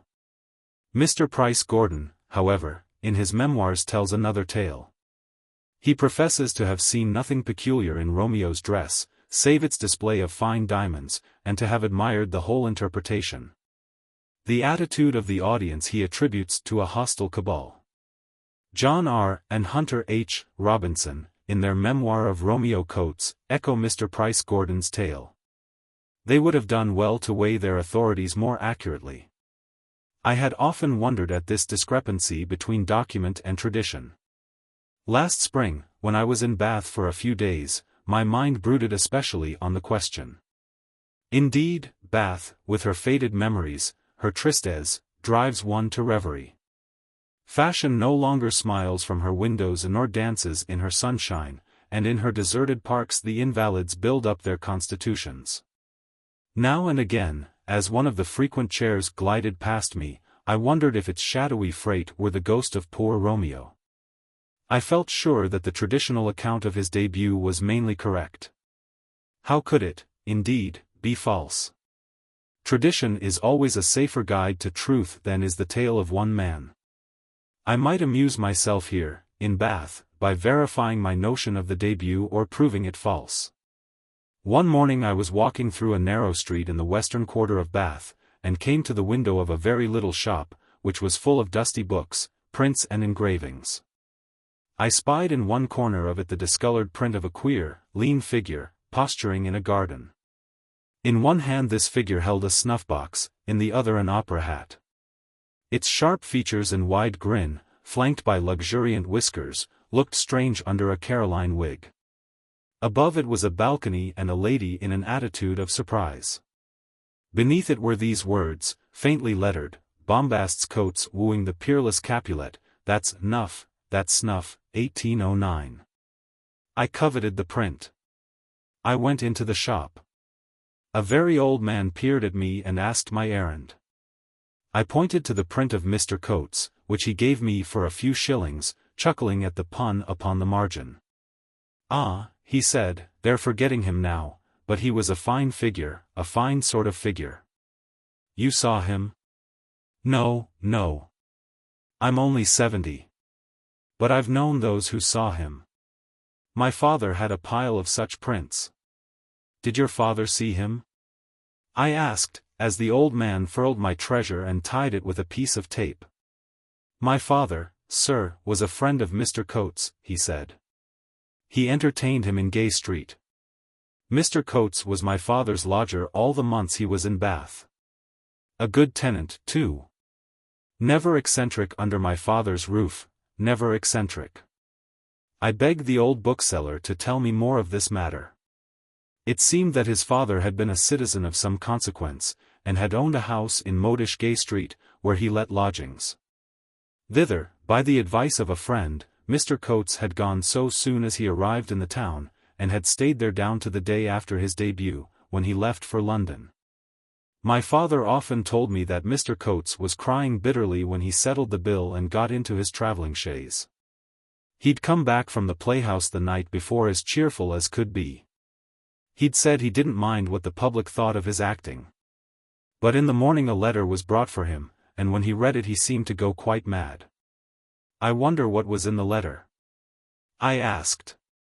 "Did your father never know who sent it?" "Ah," my greybeard rejoined, "that's the most curious thing. And it's a secret.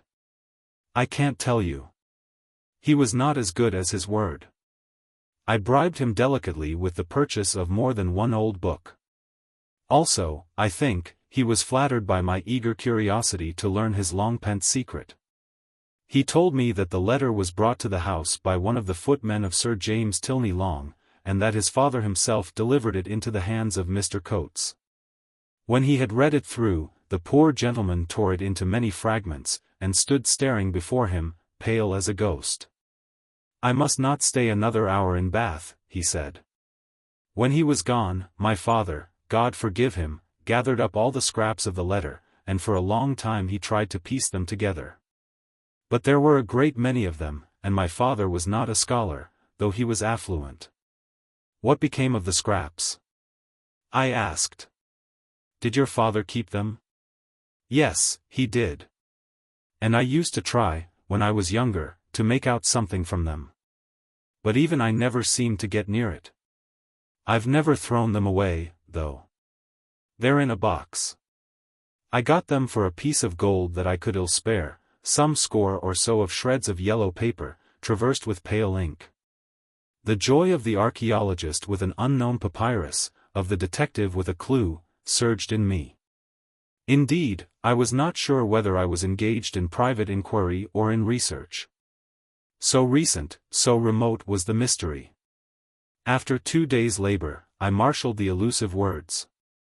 This is the text of them. "Mr. Coates, sir. They say revenge is sweet. I am fortunate to find it is so. I have compelled you to be far more a fool than you made me at the fete champetre of Lady B. And I, having accomplished my aim, am ready to forgive you now, as you implored me on the occasion of the fete. But pray build no hope that I, forgiving you, will once more regard you as my suitor. For that cannot ever be. I decided you should show yourself a fool before many people. But such folly does not commend your hand to mine. Therefore desist your irksome attention and, if need be, begone from Bath. I have punished you, and would save my eyes the trouble to turn away from your person. I pray that you regard this epistle as privileged and private. E.T.L.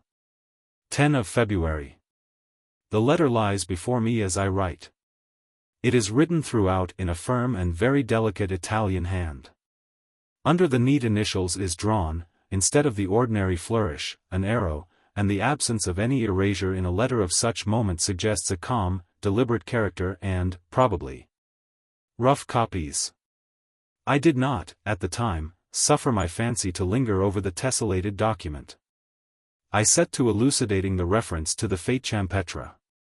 As I retraced my footsteps to the little bookshop, I wondered if I should find any excuse for the cruel faithlessness of Emma Tilney Long. The bookseller was greatly excited when I told him I had recreated the letter. He was very eager to see it. I did not pander to his curiosity. He even offered to buy the article back at cost price. I asked him if he had ever heard, in his youth, of any scene that had passed between Miss Tilney Long and Mr. Coates at some fete champetre. The old man thought for some time, but he could not help me. Where then, I asked him, could I search old files of local newspapers? He told me that there were supposed to be many such files mouldering in the archives of the town hall.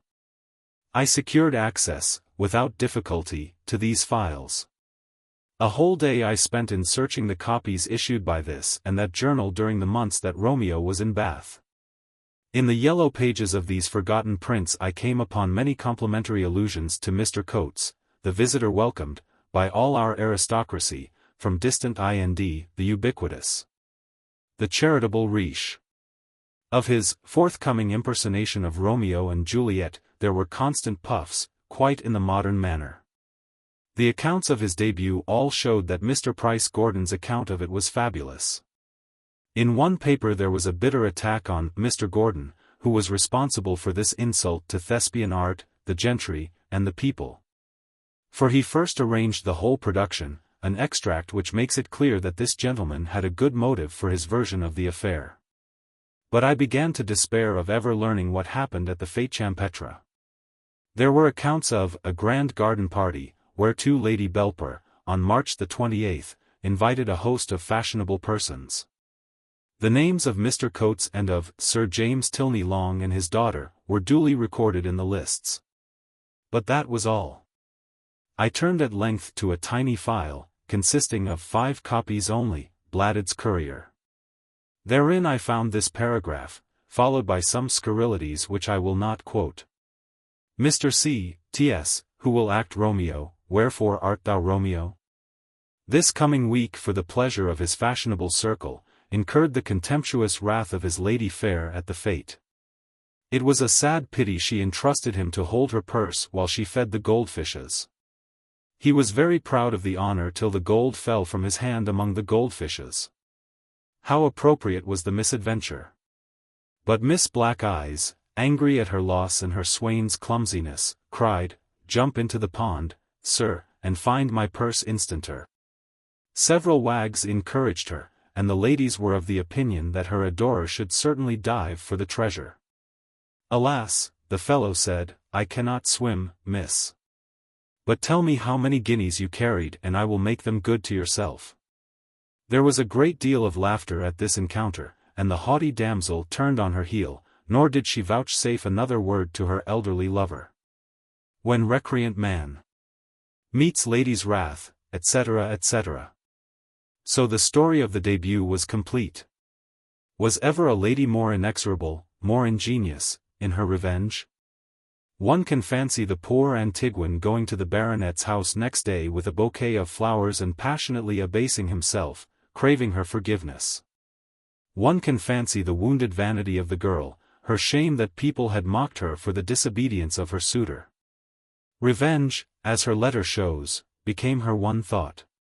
She would strike him through his other love, the love of Thespis. "I have compelled you," she wrote afterwards, in her bitter triumph, "to be a greater fool than you made me." She, then, it was that drove him to his public absurdity. She who insisted that he should never win her unless he sacrificed his dear longing for stage laurels and actually pilloried himself upon the stage. The wig, the pantaloons, the snuff-box, the grin, were all conceived, I fancy, in her pitiless spite. It is possible that she did but say, "The more ridiculous you make yourself, the more hope for you." But I do not believe that Mr. Coates, a man of no humor, conceived the means himself. They were surely hers. It is terrible to think of the ambitious amateur in his bedroom, secretly practicing hideous antics or gazing at his absurd apparel before a mirror. How loath must he have been to desecrate the lines he loved so dearly and had longed to declaim in all their beauty and their resonance. And then, what irony at the daily rehearsal! With how sad a smile must he have received the compliments of Mr. Diamonds on his fine performance, knowing how different it would all be on the night. Nothing could have steeled him to the ordeal but his great love. He must have wavered, had not the exaltation of his love protected him. But the jeers of the mob were music in his hearing, his wounds love cymbals. Then came the girl's cruel contempt of his martyrdom. Aphrodite, who has care of lovers, did not spare Miss Tilney long. She made her love, a few months after, one who married her for her fortune and broke her heart. In years of misery the wayward girl worked out the penance of her unpardonable sin, dying, at length, in poverty and despair. Into the wounds of him who had so truly loved her was poured, after a space of 14 years, the balsam of another love. On the September 6, 1823, at St. George's, Hanover Square, Mr. Coates was married to Miss Anne Robinson, who was a faithful and devoted wife to him till he died. Meanwhile, the rejected Romeo did not long repine. 2 months after the tragedy at Bath, he was at Brighton, mingling with all the fashionable folk, and giving admirable recitations at routs. He was seen every day on the parade, attired in an extravagant manner, very different to that he had adopted in Bath. A pale blue surtout, tasselled hessians, and a cocked hat were the most obvious items of his costume. He also affected a very curious tumbrel, shaped like a shell and richly gilded. In this he used to drive around, every afternoon, amid the gapes of the populace. It is evident that, once having tasted the fruit of notoriety, he was loath to fall back on simpler fare. He had become a prey to the love of absurd ostentation. A lively example of dandyism unrestrained by taste, he parodied in his person the foibles of Mr. Brummel and the King. His diamonds and his equipage and other follies became the gossip of every newspaper in England. Nor did a day pass without the publication of some little rigmarole from his pen. Wherever there was a vacant theatre, were it in Cheltenham, Birmingham, or any other town, he would engage it for his productions. One night he would play his favourite part, Romeo, with reverence and ability. The next, he would repeat his first travesty in all its hideous harlequinade. Indeed, there can be little doubt that Mr. Coates, with his vile performances, must be held responsible for the decline of dramatic art in England and the invasion of the amateur. The sight of such folly, strutting unabashed, spoilt the prestige of the theatre. Today our stage is filled with Taylor's dummy heroes, with heroines who have real curls and can open and shut their eyes and, at a pinch, say "Mama" and "Papa." We must blame the Antiguan, I fear, for their existence. It was he, the rascal, who first spread that scene sacra fames. Some say that he was a schemer and impostor, feigning eccentricity for his private ends. They are quite wrong. Mr. Coates was a very good man. He never made a penny out of his performances. He even lost many £100. Moreover, as his speeches before the curtain and his letters to the papers show, he took himself quite seriously. Only the insane take themselves quite seriously. It was the unkindness of his love that maddened him. But he lived to be the lightest-hearted of lunatics and caused great amusement for many years. Whether we think of him in his relation to history or psychology, dandiacal or dramatic art, he is a salient, pathetic figure. That he is memorable for his defects, not for his qualities, I know. But Romeo, in the tragedy of his wild love and frail intellect, in the folly that stretched the corners of his peculiar grin and shone in his diamonds and was emblazoned upon his tumbrel, is more suggestive than some sages. He was so fantastic an animal that oblivion were indeed amiss. If no more, he was a great fool.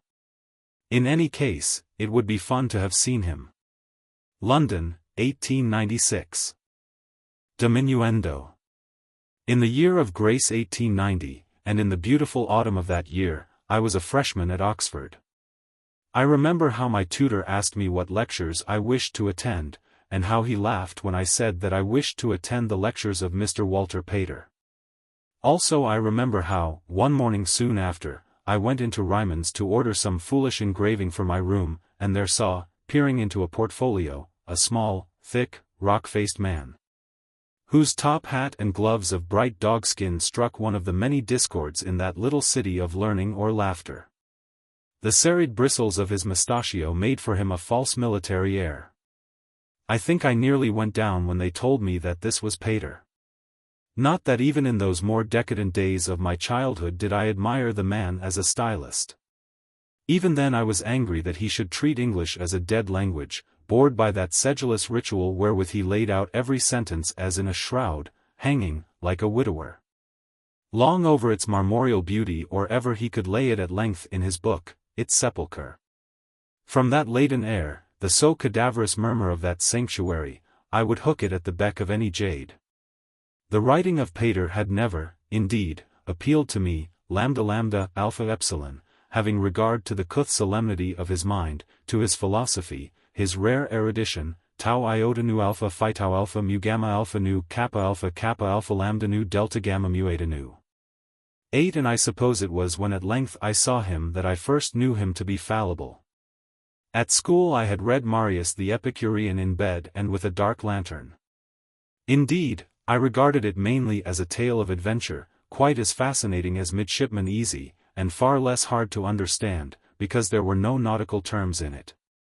Marryat, moreover, never made me wish to run away to sea, whilst certainly Pater did make me wish for more colour in the curriculum, for a renaissance of the Farrar period, when there was always a sullen spirit of revolt against the authorities, when lockers were always being broken into and marks falsified, and small boys prevented from saying their prayers, insomuch that they vowed they would no longer buy brandy for their seniors.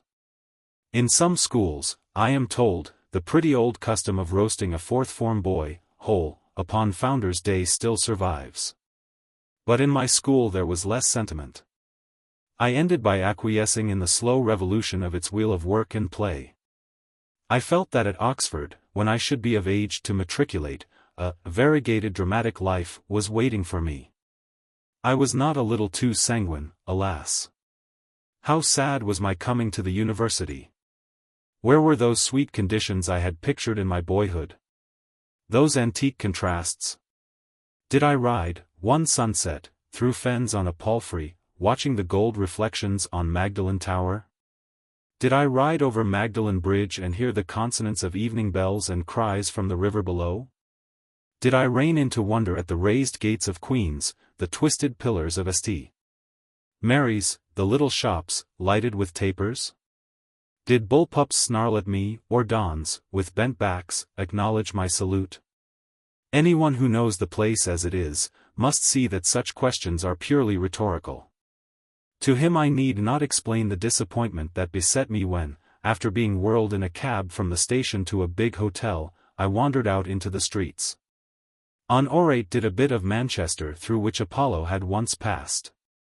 For here, among the hideous trains and the brand-new bricks, here, glared at by the electric lights that hung from poles, screamed at by boys with the Echo and the Star, here, in a riot of vulgarity, were remnants of beauty, as I discerned. There were only remnants. Soon also I found that the life of the place, like the place, had lost its charm and its tradition. Gone were the contrasts that made it wonderful. That feud between undergraduates and dons, latent, in the old days, only at times when it behoved the two academic grades to unite against the townspeople, was one of the absurdities of the past. The townspeople now look just like undergraduates and the dons just like townspeople. So splendid was the train service between Oxford and London that, with hundreds of passengers daily, the one had become little better than a suburb of the other. What more could extensionists demand? As for me, I was disheartened. Bitter were the comparisons I drew between my coming to Oxford and the coming of Marius to Rome. Could it be that there was at length no beautiful environment wherein a man might sound the harmonies of his soul? Had civilization made beauty, besides adventure, so rare?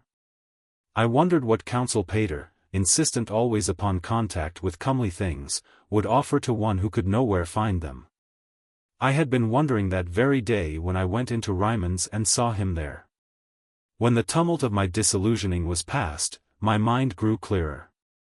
I discerned that the scope of my quest for emotion must be narrowed. That abandonment of one's self to life, that merging of one's soul in bright waters, so often suggested in Pater's writing, were a counsel impossible for today. The quest of emotions must be no less keen, certainly, but the manner of it must be changed forthwith. To unswitch myself from my surroundings, to guard my soul from contact with the unlovely things that compassed it about, therein lay my hope. I must approach the benign mother with great caution. And so, while most of the freshmen were doing her honor with wine and song and wreaths of smoke, I stood aside, pondered. In such seclusion I passed my first term. How often did I wonder whether I was not wasting my days, and, wondering, abandon my meditations upon the right ordering of the future. Thanks be to Athene, who threw her shadow over me in those moments of weak folly. At the end of term I came to London. Around me seethed swirls, eddies, torrents, violent cross-currents of human activity. What uproar! Surely I could have no part in modern life.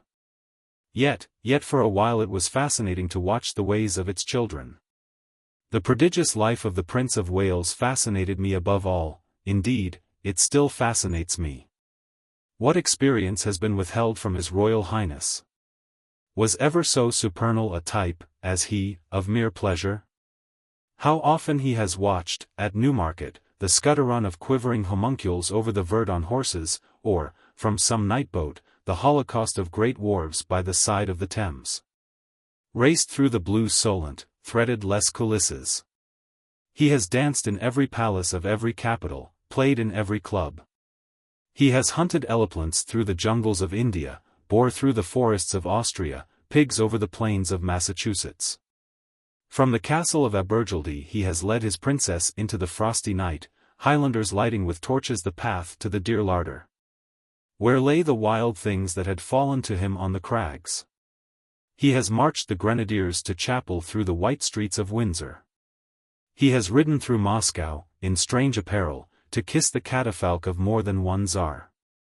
For him the Rajas of India have spoiled their temples, and Blondin has crossed Niagara along the tightrope, and the giant guard done drill beneath the chandeliers of the Neues Schloss. Incline he to scandal, lawyers are proud to whisper their secrets in his ear. Be he gallant, the ladies are at his feet. Ennuyé, all the wits from Bernal Osborne to Arthur Roberts have jested for him. He has been present always at the focus where the greatest number of forces unite in their purest energy, for it is his presence that makes those forces unite. Ennuyé? I asked. Indeed he never is.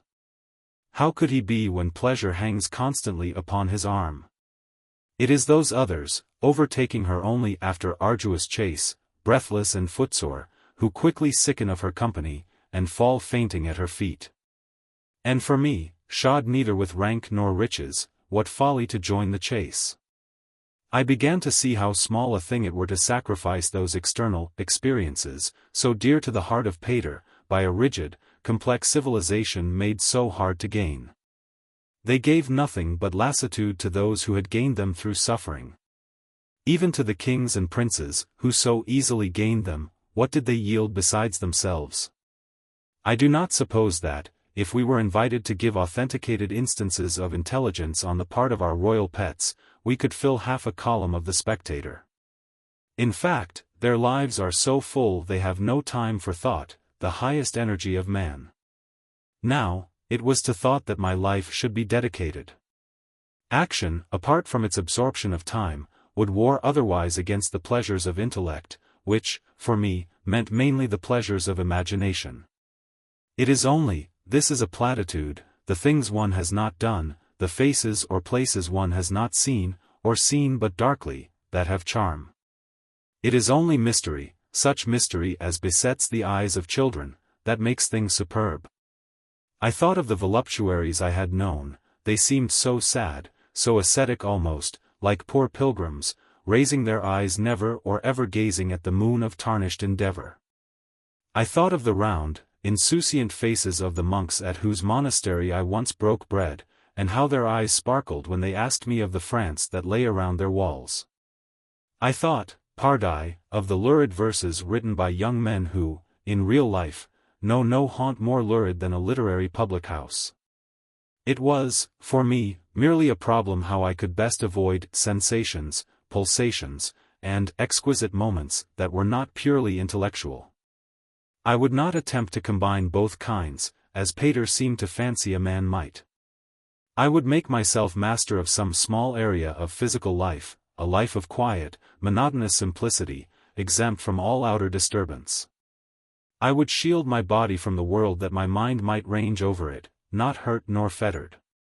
As yet, however, I was in my first year at Oxford. There were many reasons that I should stay there and take my degree, reasons that I did not combat. Indeed, I was content to wait for my life. And now that I have made my adieus to the benign mother, I need wait no longer. I have been casting my eye over the suburbs of London. I have taken a most pleasant little villa in Ham, and here I shall make my home. Here there is no traffic, no harvest. Those of the inhabitants who do anything go away each morning and do it elsewhere. Here no vital forces unite. Nothing happens here. The days and the months will pass by me, bringing their sure recurrence of quiet events. In the springtime I shall look out from my window and see the laburnum flowering in the little front garden. In summer cool syrups will come for me from the grocer's shop. Autumn will make the boughs of my mountain ash scarlet, and, later, the asbestos in my grate will put forth its blossoms of flame. The infrequent cart of Bussard or Moody will pass my window at all seasons. Nor will this be all. I shall have friends. Next door, there is a retired military man who has offered, in a most neighborly way, to lend me his copy of the Times. On the other side of my house lives a charming family, who perhaps will call on me, now and again. I have seen them sally forth, at sundown, to catch the theatre train. Among them walked a young lady, the charm of whose figure was ill-concealed by the neat waterproof that overspread her evening dress. Some day it may be, but I anticipate. These things will be but the cozy accompaniment of my days. For I shall contemplate the world. I shall look forth from my window, the laburnum and the mountain ash becoming mere silhouettes in the foreground of my vision. I shall look forth and, in nay remoteness, appreciate the distant pageant of the world. Humanity will range itself in the columns of my morning paper. No pulse of life will escape me. The strife of politics, the intriguing of courts, the wreck of great vessels, wars, dramas, earthquakes, national griefs or joys. The strange sequels to divorces, even, and the mysterious suicides of land agents at Ipswich, in all such phenomena I shall steep my exorient mind. Delicius quoque bibliothecae experior. Tragedy, comedy, chivalry, philosophy will be mine. I shall listen to their music perpetually and their colors will dance before my eyes. I shall soar from terraces of stone upon dragons with shining wings and make war upon Olympus. From the peaks of hills I shall swoop into recondite valleys and drive the pygmies, shrieking little curses, to their caverns. It may be my whim to wander through infinite parks where the deer lie under the clustering shadow of their antlers and flee lightly over the grass. To whisper with white prophets under the elms or bind a child with a daisy chain or, with a lady, thread my way through the acacias. I shall swim down rivers into the sea and outstrip all ships. Unhindered I shall penetrate all sanctuaries and snatch the secrets of every dim confessional. Yes. Among books that charm and give wings to the mind, will my days be spent. I shall be ever absorbing the things great men have written, with such experience I will charge my mind to the full. Nor will I try to give anything in return. Once, in the delusion that art, loving the recluse, would make his life happy, I wrote a little for a yellow quarterly and had that success de fiasco which is always given to a young writer of talent. But the stress of creation soon overwhelmed me. Only art with a capital H gives any consolations to her henchmen. And I, who crave no knighthood, shall write no more. I shall write no more. Already I feel myself to be a trifle outmoded. I belong to the Beardsley period. Younger men, with months of activity before them, with fresher schemes and notions, with newer enthusiasm, have pressed forward since then. Cedo junioribus. Indeed, I stand aside with no regret. For to be outmoded is to be a classic, if one has written well. I have acceded to the hierarchy of good scribes and rather like my niche. Chicago, 1895. The Works of Max Beerbohm. A Bibliography by John Lane. Preface. After some considerable experience in the field of bibliography, I cannot plead as palliation for any imperfections that may be discovered in this. That it is the work of a prentice hand. Difficult as I found my self-imposed task in the case of the Meredith and Hardy bibliographies, here my labor has been still more Herculean. It is impossible for one to compile a bibliography of a great man's works without making it in some sense a biography, and indeed, in the minds of not a few people, I have found a delusion that the one is identical with the other. Mr. Beerbohm, as will be seen from the page-headed Personalia, was born in London, August 24, 1872. In searching the files of the Times I naturally looked for other remarkable occurrences on that date. There was only one worth recording. On the day upon which Mr. Beerbohm was born, there appeared, in the first column of the Times, this announcement. On Wednesday, the August 21st, at Brighton, the wife of V. P. Beardsley, Esq. of a son. That the same week should have seen the advent in this world of two such notable reformers as Aubrey Beardsley and Max Beerbohm is a coincidence to which no antiquary has previously drawn attention. Is it possible to overestimate the influence of these two men in the art and literature of the century? Like two other great essayists, Addison and Steele, Mr. Beerbohm was educated at Charterhouse, and, like the latter, at Merton College, Oxford. At Charterhouse he is still remembered for his Latin verses, and for the superb gallery of portraits of the masters that he completed during his 5 years' sojourn there. There are still extant a few copies of his satire, in Latin elegiacs, called Baxterius, privately printed at the suggestion of Mr. H. Todd, his form master. The writer has said, "Let it lie," however, and in such a matter the author's wish should surely be regarded. I have myself been unable to obtain a sight of a copy, but a more fortunate friend has furnished me with a careful description of the opusculum, which I print in its place in the bibliography. He matriculated at Merton in 1890, and immediately applied himself to the task he had set before him, namely, a gallery of portraits of the Dons. I am aware that he contributed to the Clown and other undergraduate journals, also that he was a member of the Myrmidons Club. It was during his residence at Oxford that his famous treatise on cosmetics appeared in the pages of an important London quarterly. Sets of which are still occasionally to be found in booksellers' catalogues at a high price, though the American millionaire collector has made it one of the rarest of finds. These were the days of his youth, the golden age of decadence. For is not decadence merely a fin de siècle literary term synonymous with the sowing his wild oats of our grandfathers? A phrase still surviving in agricultural districts, according to Mr. Andrew Lang, Mr. Edward Clodd, and other folklorists. Mr. Beerbohm, of course, was not the only writer of his period who appeared as the champion of artifice.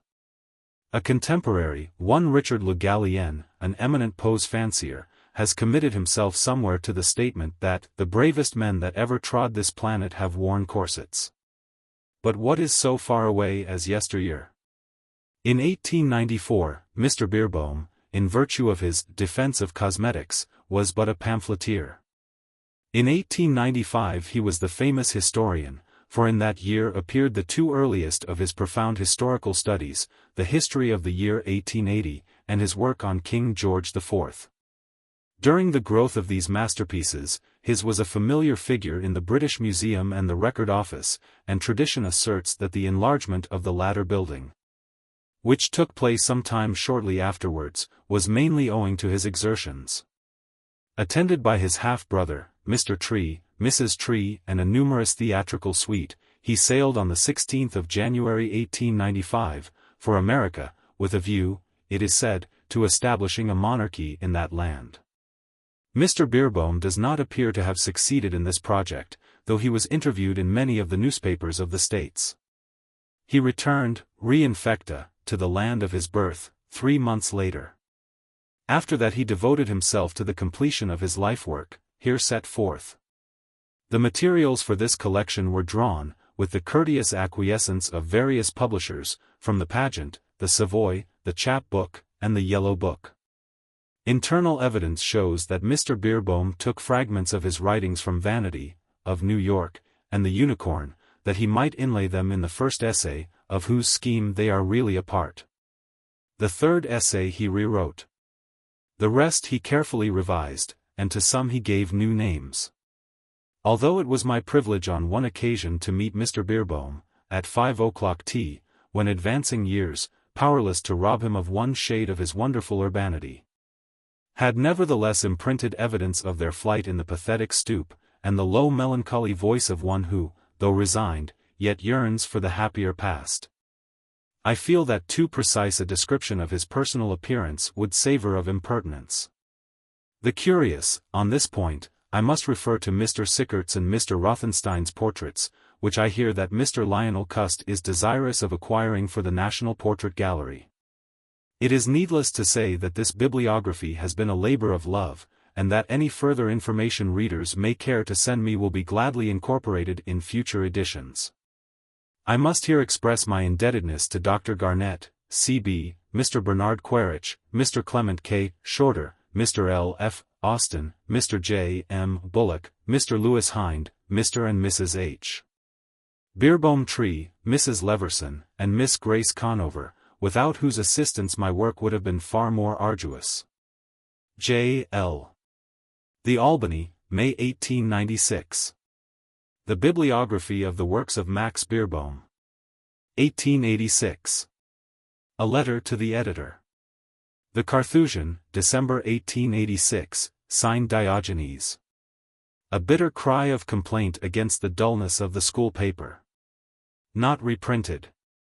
1890. Bexerius, a Latin fragment with explanatory notes by M. B. About 12 couplets printed on rough yellow paper, pages 1 to 4, cr 8 vo, notes in double columns at foot of page. No publisher's or printer's name. N.D. 1894. A Defense of Cosmetics. The Yellow Book, Volume 1, April 1894, pages 65, 82. Reprinted in The Works under the title of The Pervasion of Rouge. Lines suggested by Miss Cissy Loftus. The Sketch, May 9, 1894, page 71. A Caricature. Not reprinted. Mr. Phil May and Mr. Aubrey Beardsley. The Pall Mall Budget, June 7, 1894. 2 caricatures. Not reprinted. 2 eminent statesmen, the Right Honourable A. J. Balfour and the Right Honourable Sir William Harcourt. Pall Mall Budget, July 5, 1894. 2 caricatures. Not reprinted.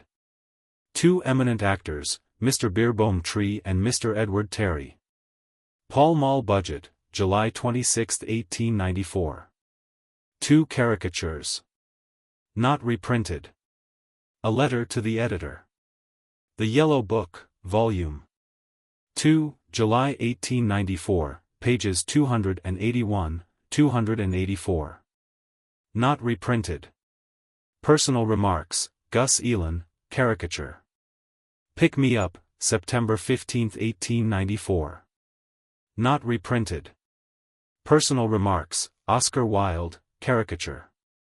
Pick Me Up, September 22, 1894. Not reprinted. Personal Remarks, R. G. Knowles, There's a Picture for You. Caricature. Pick Me Up, September 29, 1894. Not reprinted. M. Henri Rochefort and Mr. Arthur Roberts. Pall Mall Budget, October 4, 1894. 2 caricatures. Not reprinted. Personal Remarks, Henry Arthur Jones, Caricature. Pick Me Up, October 6, 1894. Not reprinted. Personal Remarks, Harry Furness, Caricature.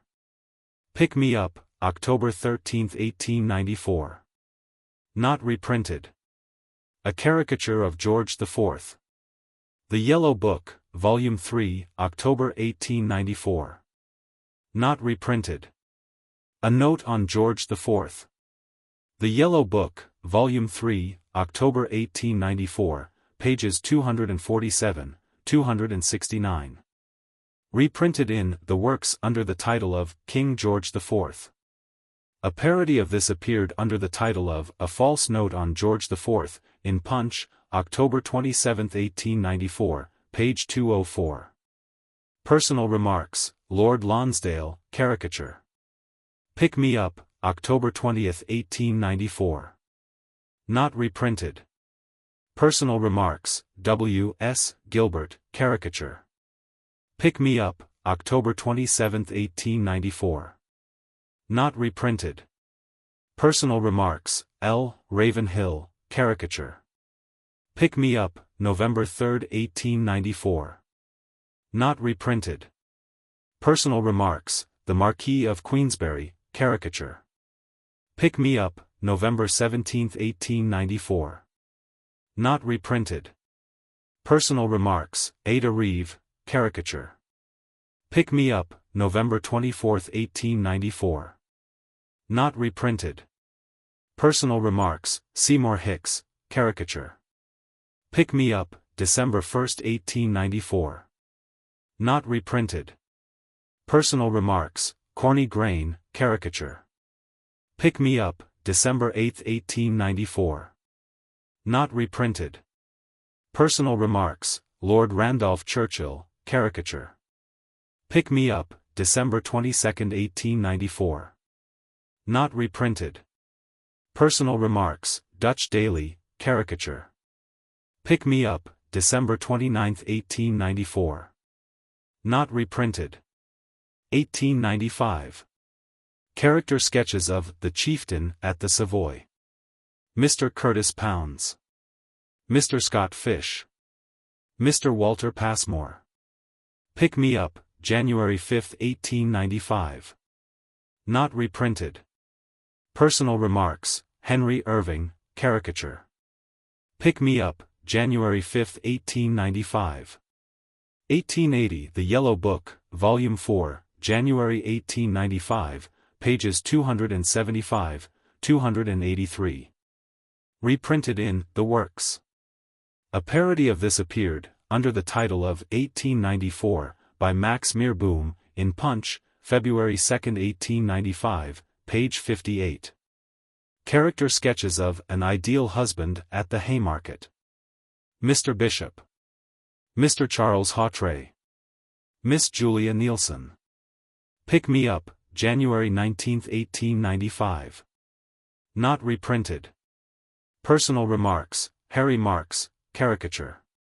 Pick Me Up, January 19, 1895. Not reprinted. Personal Remarks, F. C. Burnand, caricature. Pick Me Up, January 26, 1895.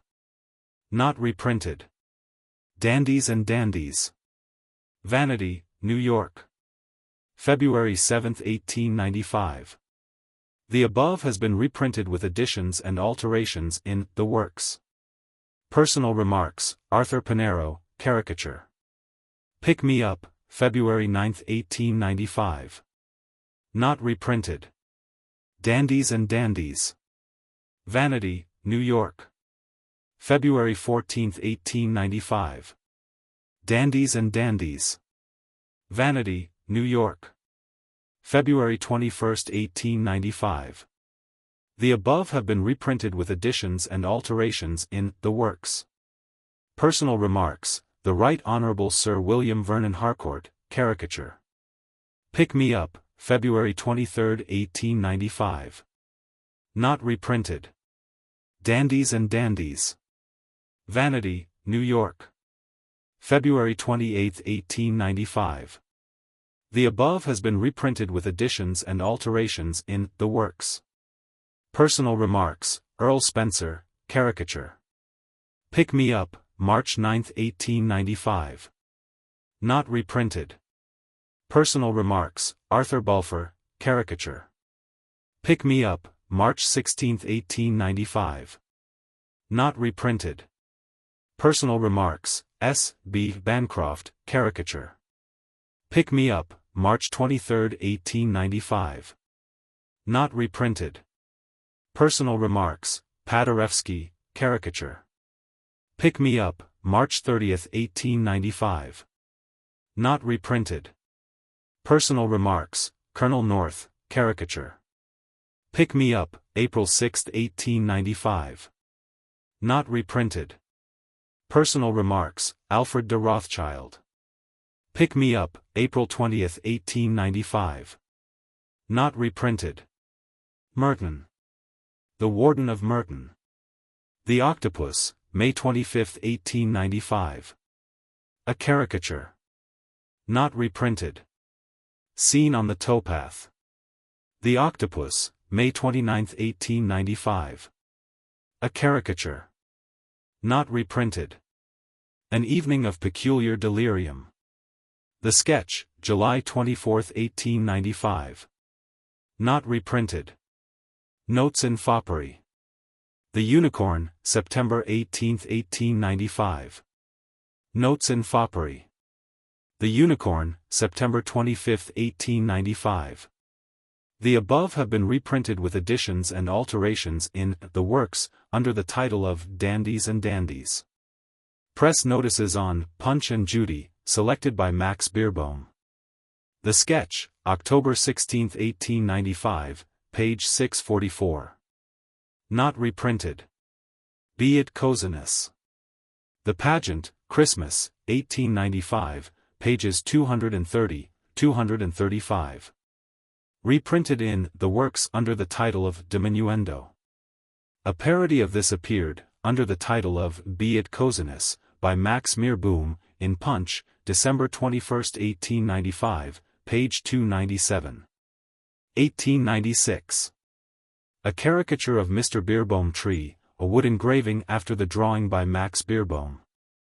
The Savoy, No. 1, January 1896, page 125. Not reprinted. A Good Prince. The Savoy, No. 1, January 1896, pages 45, 7. Reprinted in The Works. De Natura Barbatulorum. The Chap Book, February 15, 1896, pages 305, 312. The above has been reprinted with additions and alterations in The Works, under the title of Dandies and Dandies. Poor Romeo. The Yellow Book, Volume 9, April 96, pages 169, 181. Reprinted in The Works. A Caricature of Aubrey Beardsley. A wood engraving after the drawing by Max Beerbohm. The Savoy, No. 2, April 1896, page 161. Personalia. On the 24th instant, at 57 Palace Gardens Terrace, Kensington, the wife of J. E. Beerbohm, Esq., of a son. The Times, August 26, 1872. A Few Words with Mr. Max Beerbohm. An Interview by Ada Leverson. The Sketch, January 2, 1895, page 439. Max Beerbohm, An Interview by Isabel Brooke Alder. Woman, April 29, 1896, pages 8 and 9. On Mr. Beerbohm leaving Oxford in July 1895, he took up his residence at 19 Hyde Park Place, formerly the residence of another well-known historian, W. C. Kinglake. Woman, April 29, 1896, page 8. Portraits of Mr. Max Beerbohm. Max Beerbohm in Boyhood. The Sketch, January 2, 1895, page 439. Max Beerbohm. Oxford Characters. Lithographs by Will Rothenstein. Part 6. It is believed this artist did several pastels of Mr. Beerbohm. Portrait of Mr. Beerbohm standing before a picture of George IV, by Walter Sickert. Mr. Max Beerbohm. Woman, April 29, 1896, page 8.